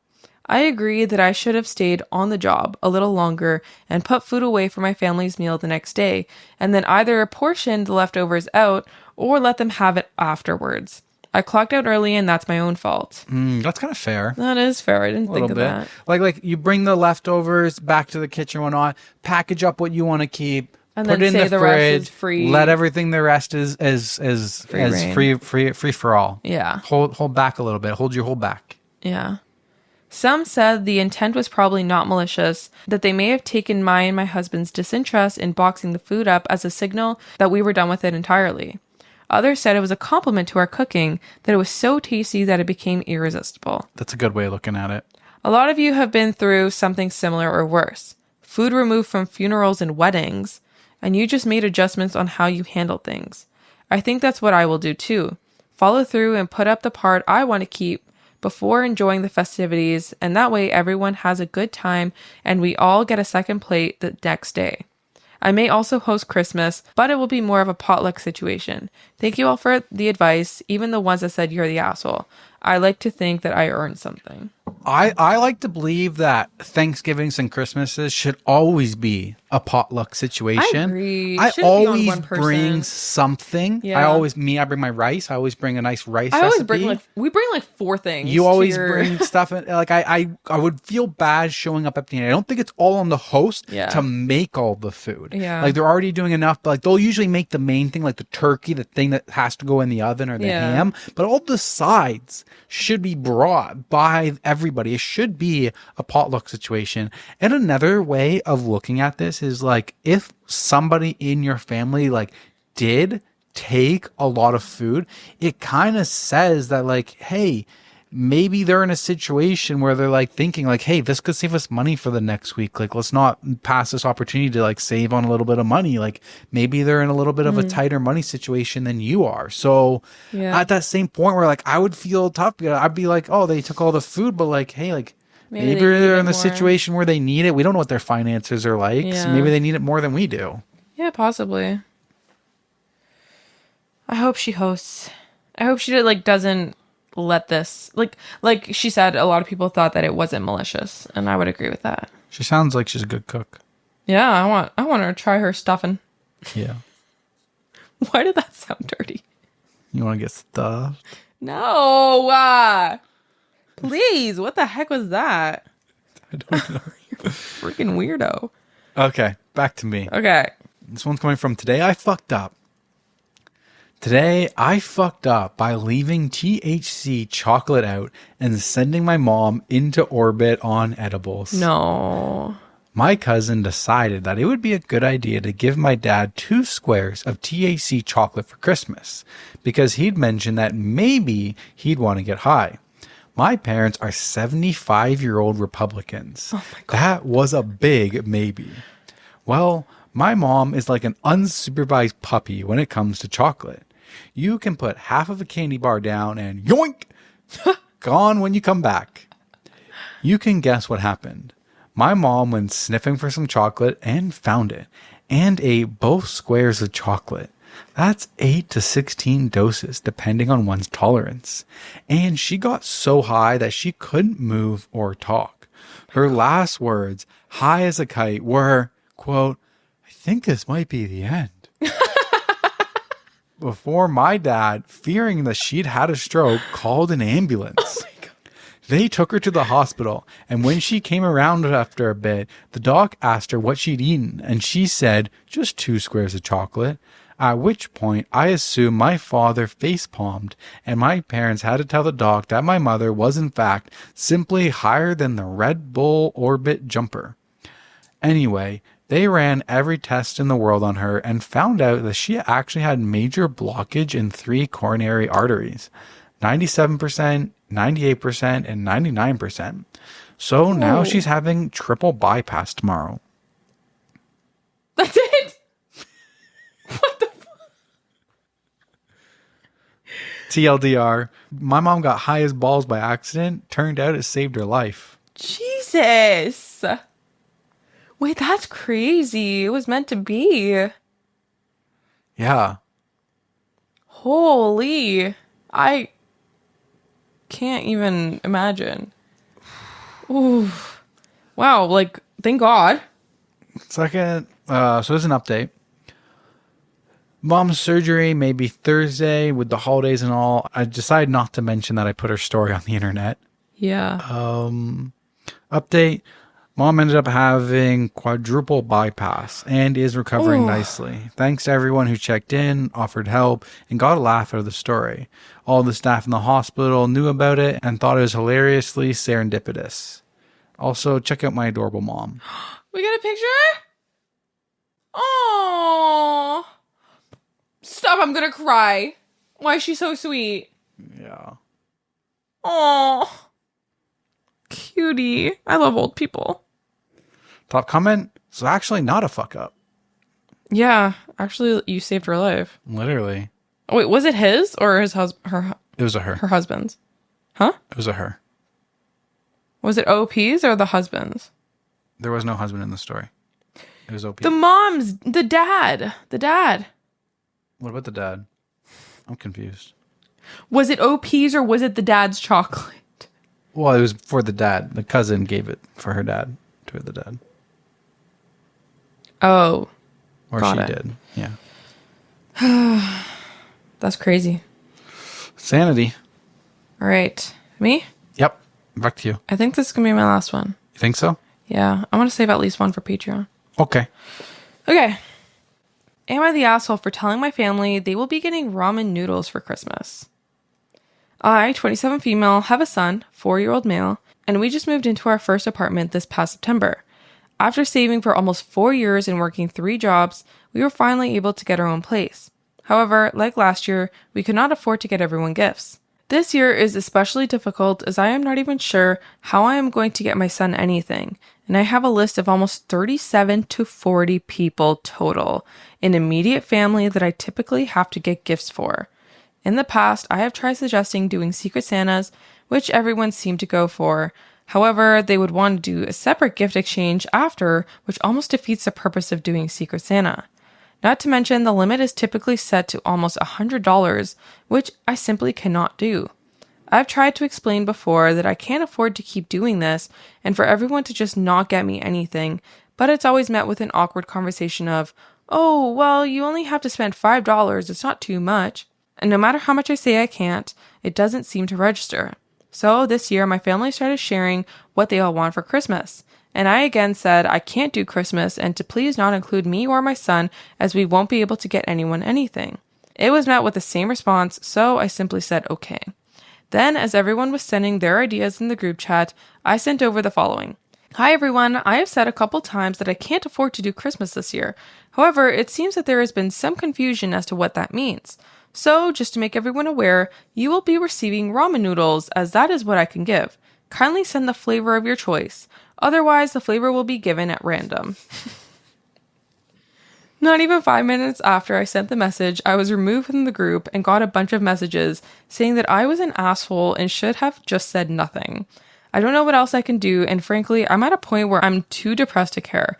So, am I the asshole? Oh my god, it's sad, but no. Fuck off, people. 37 immediate family members? Like, to get gifts for? What? Nothing. I'm just thinking, like, that's a crazy number. Like, yeah. I'm just thinking 40 people at the Christmas party, like 40 people at Shelda's. Like, holy fuck. How many people do you think are at your Christmas? Like 25? Maybe. Like, imagine getting gifts for every single person there. No. That's crazy. That's insanity. We've said that so much. It's insanity that all those people expect this stuff. Yeah, no, exactly. And for her to, like, politely just say, no, I can't afford it, and them to be like, oh, come on, it's $5. You can do it. Okay. Ramen noodles are $5 or 99 cents, but 63 cents. Depends if you're buying the no-name bread. It's 63, but that's right. The cheap, You're getting good no-name. ramen noodles are 99. They don't deserve good ramen noodles. No, but it's just like, have some empathy for someone who is a single mom who's worried about getting her own son a Christmas that's gift. Priority. Like, this is just so entitled. Like, yes, I get it. Like, it doesn't matter. Like, you can get them like a little thing, but then, like, okay, she said she's gonna get them something small, like ramen noodles. I love ramen noodles. I would honestly,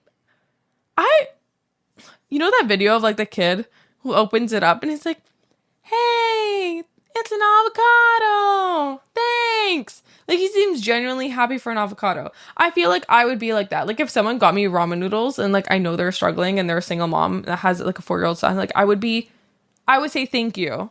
Yeah, exactly. And not be like, you're being selfish. No, if somebody give me ramen noodles, like, oh my god, thank you. It's the thought that counts. Like, thank you. Exactly. Like, people are just like crazy. Entitled. Top comment. Buying gifts for 40 people is insane anyways. With extended family, we all just draw names and we have a $25 limit. I mean, each parent buys for their own kid, but when you draw a name, that's the only person you have to buy for. It doesn't seem like your family knows what the spirit of Christmas is about. Sounds like just give me gifts or you're an asshole. Yeah. Yeah. There's an edit.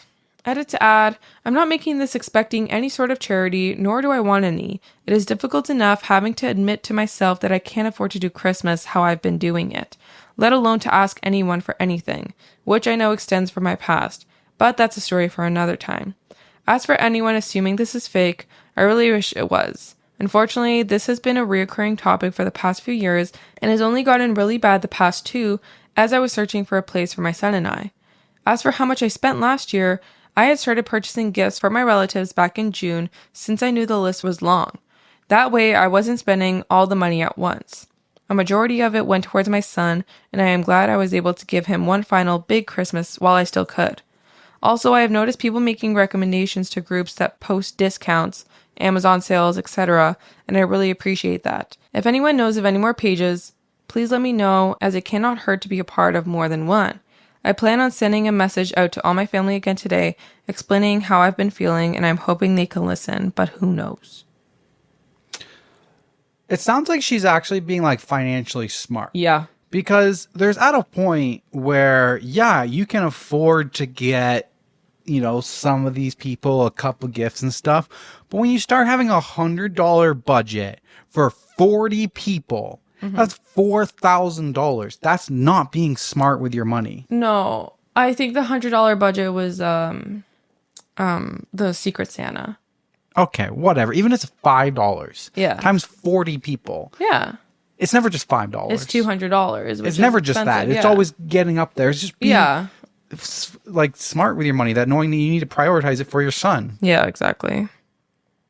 All right. Back to me. Back to you. All right, so this is going to be my last one. It's going from Am I the Asshole?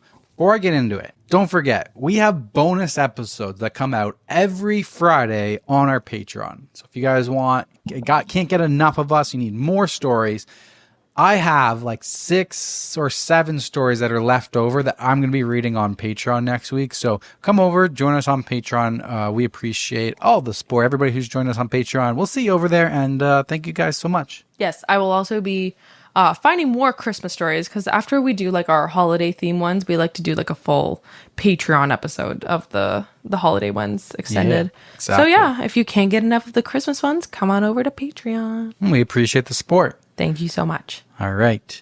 Am I the asshole for not allowing in-laws to be present on Christmas morning while our kids open gifts? Me, 28 female, and my husband, 27 male, disagree on how we should handle Christmas mornings. For perspective, I am an only child. Christmas morning was always done at home with my parents, and after opening gifts, we'd head over to my grandparents to celebrate with them. They all still live local. My husband is the middle of 3 children, and they often had family that lived out of state. So Christmas morning was sometimes at their house and sometimes at a grandparent's house that's out of state. We alternate our holidays before Christmas and Thanksgiving with our families. Before having kids, we would stay with them for a week or a long weekend over Christmas. After having kids, I want to be home for Christmas morning and spend the rest of the day with my family or his family depending on the year. Our kids are still young, 2 and 1, but it is still such a special moment for me, and I want it to be sacred and intimate amongst the 4 of us. We only get so many years of little kids on Christmas morning, and I want to soak up every single moment. His parents live 3 hours away and are having his siblings come from the 22nd to the 30th. No one else has kids yet. I told my husband that we should have our kids open up presents on Christmas morning and then make the drive to their place shortly after. He is calling me selfish and inconsiderate of his parents' feelings because it would mean the world to them to watch the grandkids open the presents from Santa. His mom had made comments in the past how Santa would always travel for them wherever they went, being passive-aggressive towards my feelings on it. We had the same argument last year. I told my husband that they had their turn with their own kids, and this is now about us and our children. I still want to see and celebrate with his family, but only after we have Christmas, just the 4 of us on that morning. Am I being unreasonable? No, I don't think so. I think it's totally fair to want to make those memories with your own, like with your family and not your extended family. Like, I mean, like, Fun fact. Did you know that once you get married, the person that you're married to then becomes your immediate family? Yeah. And your parents and siblings are no longer your immediate family. yeah, I think you said this last episode. That's all I think about when you say immediate family. Yeah. I was gonna say, I thought this story was going in a different direction. I thought like maybe the parents were staying at their house and she didn't want to open the gifts. I don't know. You have to stay upstairs. No, go to the basement. I think it's completely unreasonable to like pack up your gifts and bring them to a 3-hour drive to grandma's house. Right? They said they're 3 hours away. I think so, yeah. Like, yeah, like, especially to like make them wait. Like, yeah, it's Christmas morning. You're supposed to open up your gifts the first thing in the morning. Like, kids are excited, and I know they are young, but still, it is like making those, it's about making those core memories for them. And yeah, like, I don't know, what are they going to want to do this every year? Right? Like, open gifts from Santa? Like, I'm sorry, this is not, you had that with your son. Exactly. You had that growing up with your kids.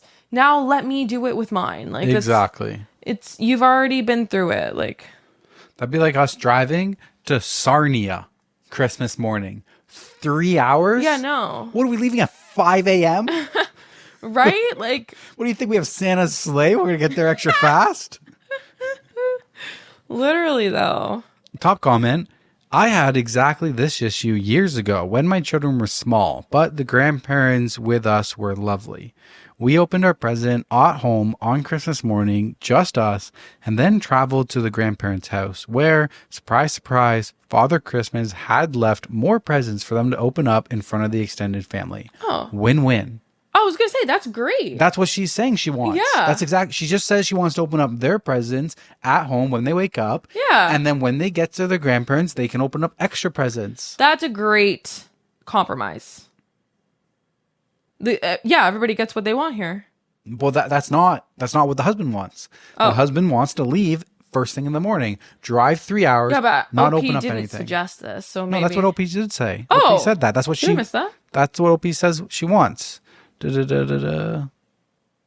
Like them to have their own Santa. I told my husband that we should have our kids open up presents on Christmas morning, then make the drive to their place shortly after. Yeah, but that's not giving the parents Santa, like the grandparents Santa's gift to open up. Well, the grandparents can have their own Santa's gifts. But she didn't say skipped, that. Well, they kind of skipped over it. No, I don't think it's right to assume that they were going to do that. Well, maybe I just assumed that in my head because when I went to my grandparents on the Boxing Day, there would be more presents under the I never tree. had that. Oh, okay. So that's an assumption on my part Okay, because when I went to the extended family, there was more presents. Oh, Mr. Privilege over here. Yes. Mr. Rich bitch. My grandma spoiled me. I'm just joking. I did get called a rich bitch one time Really? When? when I threw a party at my house and I got in a fight. Oh. Beat his butt, whooped his ass, Nice. offended myself. Nice. Yes. There's an edit. Okay. I would be totally fine if the grandparents wanted to come here for Xmas, but they have already made plans to host at their house with everyone, so we will be traveling to them regardless and staying with them for several days. I just requested that we watch the kids open presents from us in our home and experience Christmas morning just the 4 of us before heading over to his parents. Kids will have presents to open at the grandparents too. Oh. We all exchange gifts with the extended family as well. Then what is the problem? Maybe part of my assumption was because I also You read the I've read edit, that yeah. already too. So No. What's the problem, grandparents? Like, husband wants to go right away. That's the problem. husband's a mama's boy. So not the asshole. Definitely not. It was voted not the asshole. Oh, I thought you were gonna. Like scared me. Madison's already made it clear. Like she wants to have Christmas mornings with Andrew and the rest of their kids at her house. Her house is gonna be Christmas Central. Yeah. Yeah, which is reasonable. She's creating a new family. Fair. Yeah. Fair. Reasonable. I respect it. Yes. All done? All done. Merry Christmas. Ho, ho, ho. These 2.5 hours flew by. This was, It was fast. yeah, it was fast. Merry Thank you Christmas, all. you dirty rascals. What's the Home Merry Alone? Christmas, you filthy animal. Yeah, that's it. Filthy animals. Dirty rascals. Who are you? What is your favorite Christmas movie of all time? Number one Christmas movie. Go. I have to say Home Alone. It's got to be Home Alone. I have to say Home That Alone. is the classic movie for me. It's so funny watching it over again. Yeah. Because it's like, what was it, like 92 or 91 or something that it came out with? I was born 93, so it was old before you were born.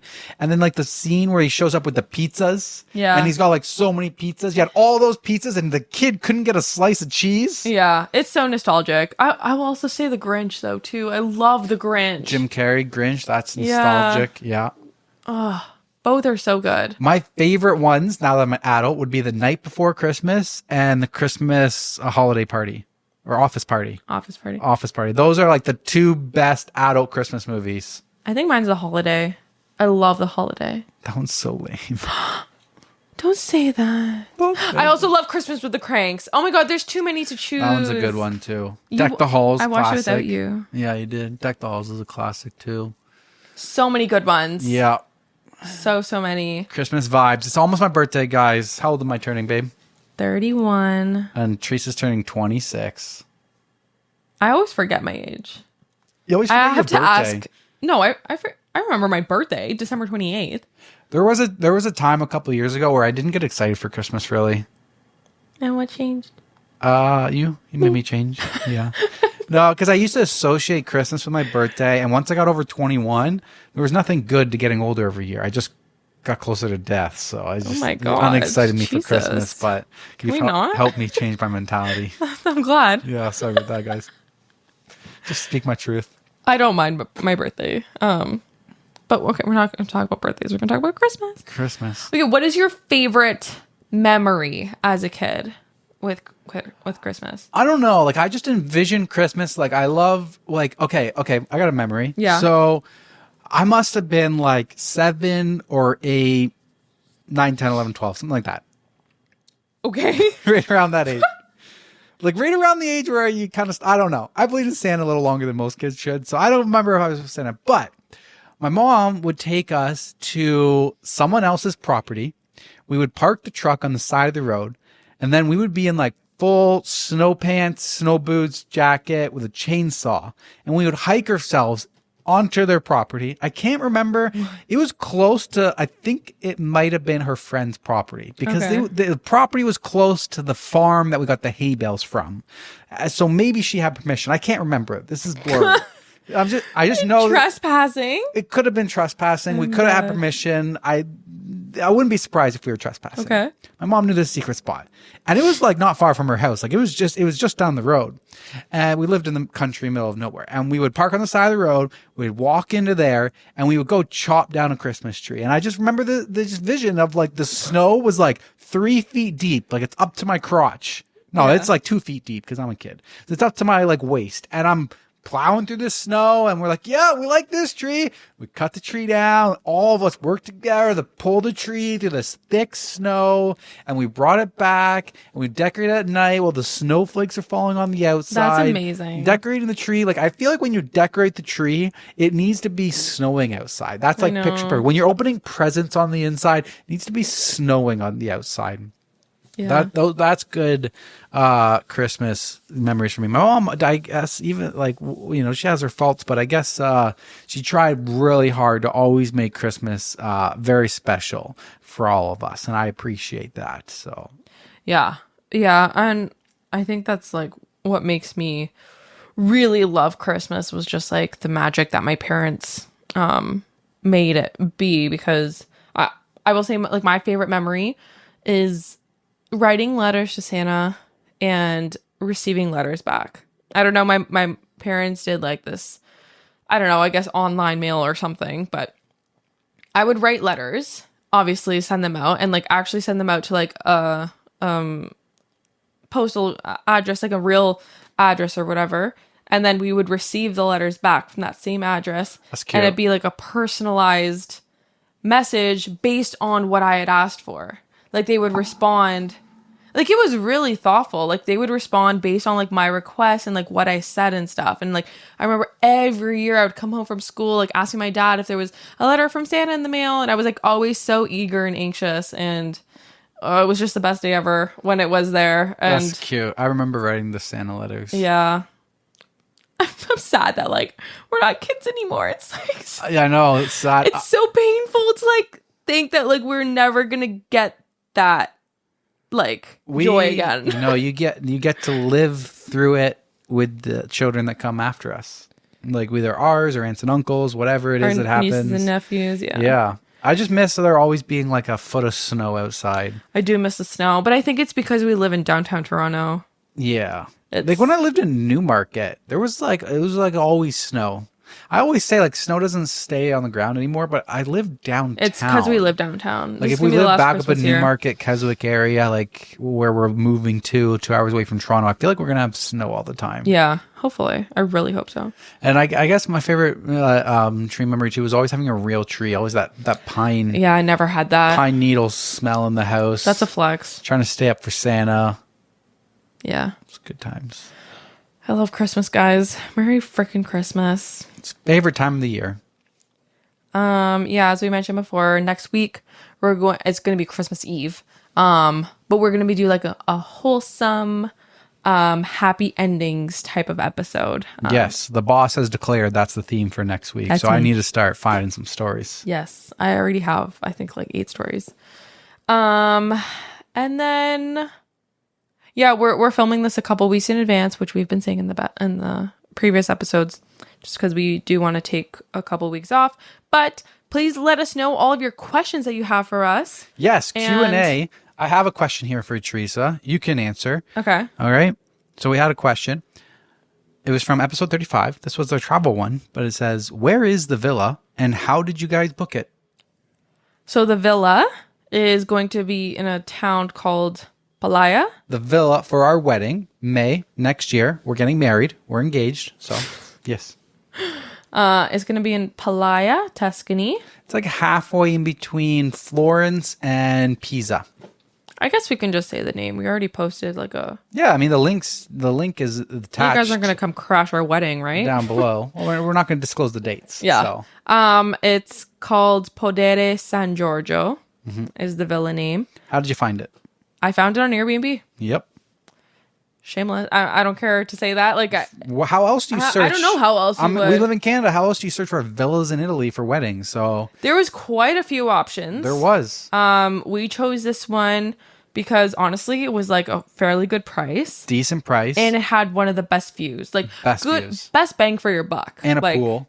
There are cheaper ones that have like less of a nice view, less bedrooms, and stuff. So yeah, this place was perfect for us. Perfect amount of bedrooms, space, and the view is what sold us, especially when we visited it in person. Exactly. So if you have any questions for us, drop them down below about anything.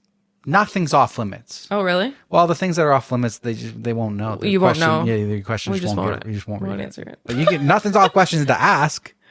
We just might not answer it. But we're pretty good open book. We're pretty open. I listen to other podcasts and there's like so secretive and I'm like, I don't care. I talk about everything. Yeah. You want to know any inside stuff to the podcast, like some stats or something like that? Yeah. Whatever it is, you let us know. We're pretty open about everything. So drop the questions down below, either Spotify or YouTube. If you're on YouTube, make sure you guys smash the like button while you're there. And help us out. Click that share button and send this to somebody else who loves Christmas, who would enjoy these Christmas stories. Share this with them. Help us grow. We would so much appreciate that.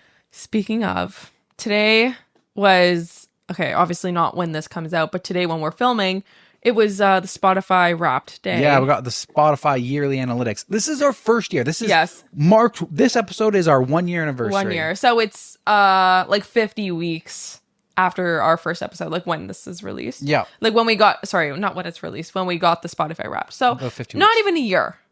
And we just had like such an amazing year. It was insane.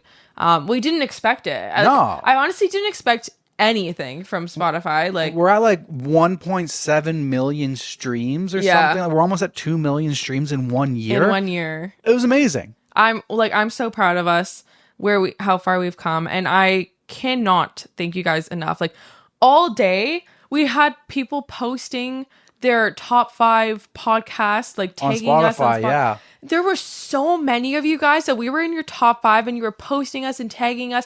And I just couldn't believe it. All day I was like, oh my God, there's more. Like you guys just kept posting us and it was just so surreal. And I literally had to stop posting it because our stories were like so long that I had to just like them and thank them. But it was so surreal. And then we got some analytics from Spotify, basically telling us all of our achievements in the year. And Hit a couple charts at some point. Yeah. It was a pretty surreal day. And I was getting a little bit emotional. We just thank you all so much. And thank you all for sharing, how much this podcast has meant to you. Because to us, it's just this. We're just having a silly little conversation, right? But to some of you, we're actually making your days a bit better, and that's crazy to think happy. About. It makes me so happy. So thank you all for your support. I wish you guys knew how grateful that I am that we are. I know I say it all the time, and I know a lot of people say it thank you so much, but really thank you so much. From the bottom of our hearts. You got any do we have any actual life updates?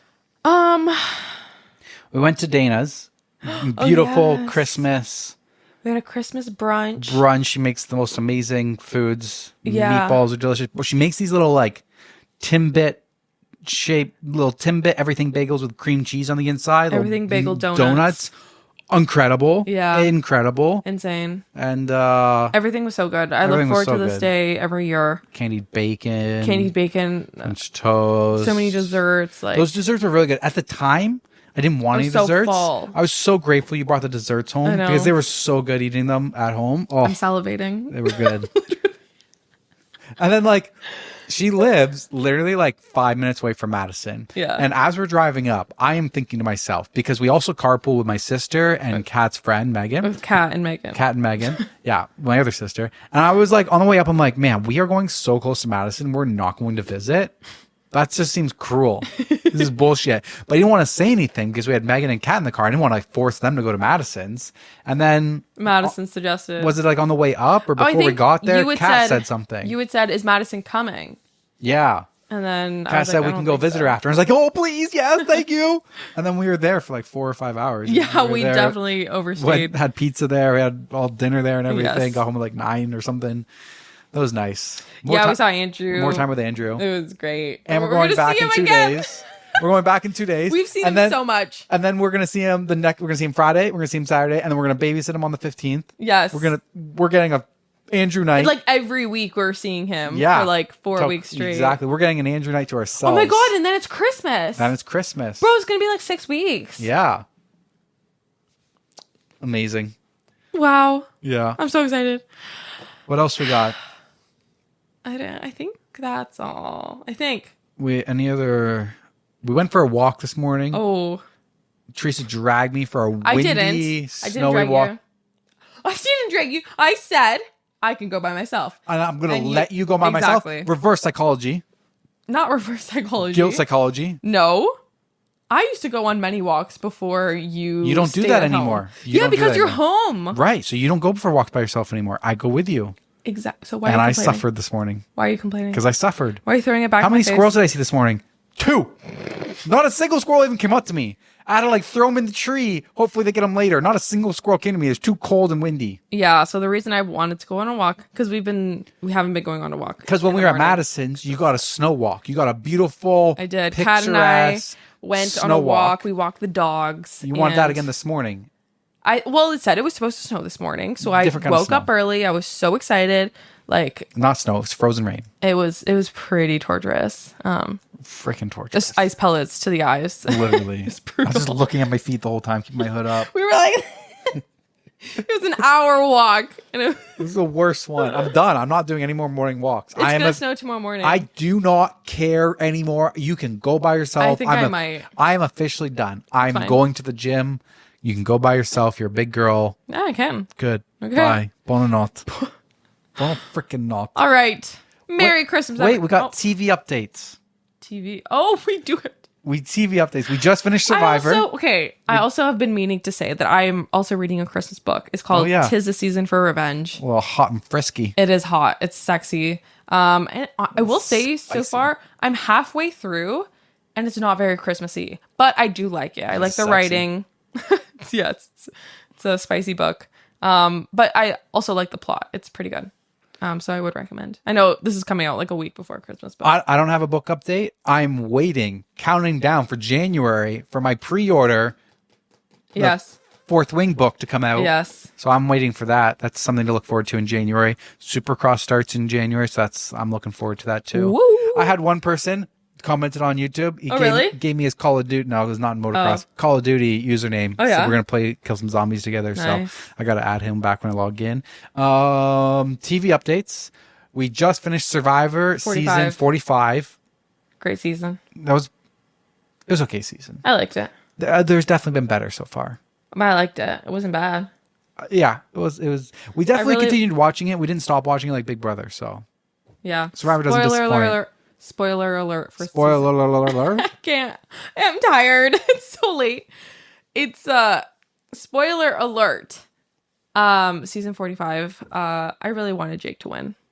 I was hoping for the underdog story. Yeah, he didn't. I'm not going to tell you who won though. Yeah, okay. If you made it to final 3, now you just know it's not Jake. Yeah. And now we are watching Ted Lasso. We're on Ted Lasso. But what were we on? What did we do? What did we watch before Survivor? You sure it was Cross? Wasn't anything else in between? No. All right. I guess so.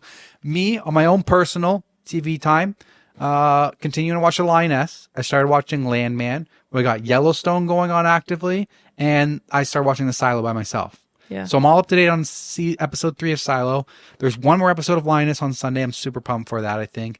Yellowstone, I don't know what the fuck is happening on Yellowstone. If anybody else is watching Yellowstone, that 3rd episode, why did that dude need to die? I don't understand. I don't understand what's happening on Yellowstone. Landman, great one on Prime or Paramount. That one's really good. I found out that the same dude creates all of those shows, The Lioness, Landman, and Yellowstone. This dude named like Tyler or whatever, and he cameos in his own shows. That's cool. He's a really good actor, and on Yellowstone, he didn't come into like the 2nd or 3rd season. You see him, and he has like a tiny little cameo. He plays such good characters, and then to find out that he's the mastermind behind all of those shows, I'm like, goddamn, this is genius. Now I need to research more shows that he makes because I like his vision. That's visions. Cool. Very nice. So that's that's my TV update. Oh, and I'm slowly working on The Expanse. When all of those weekly episodes run out, then I go back to The Expanse. Nice. I was going to say something, but I forgot. Yeah, we've been rambling. I know, it's been long.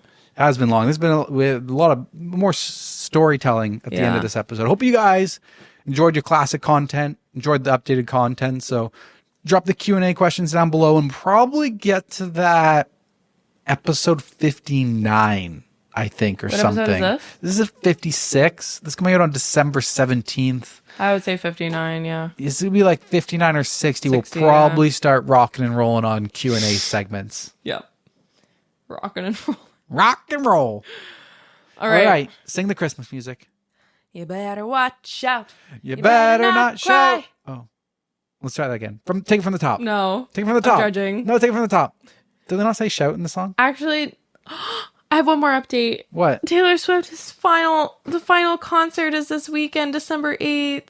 Teresa doesn't know, and she won't be able to look forward to the TikToks of the surprise songs and the live streams and stuff. No, I am. I'm going to be staying up.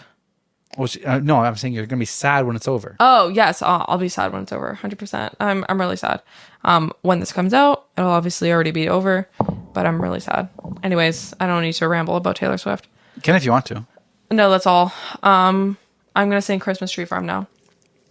In my heart is a Christmas tree farm where the people would come to dance under sparkles and lights, bundled up in their mittens and coats, and the cider will flow.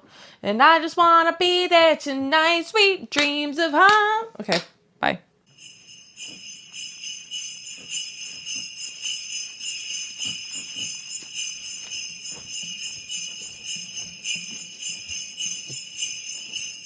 You're scaring me. What is happening? Is there a melody?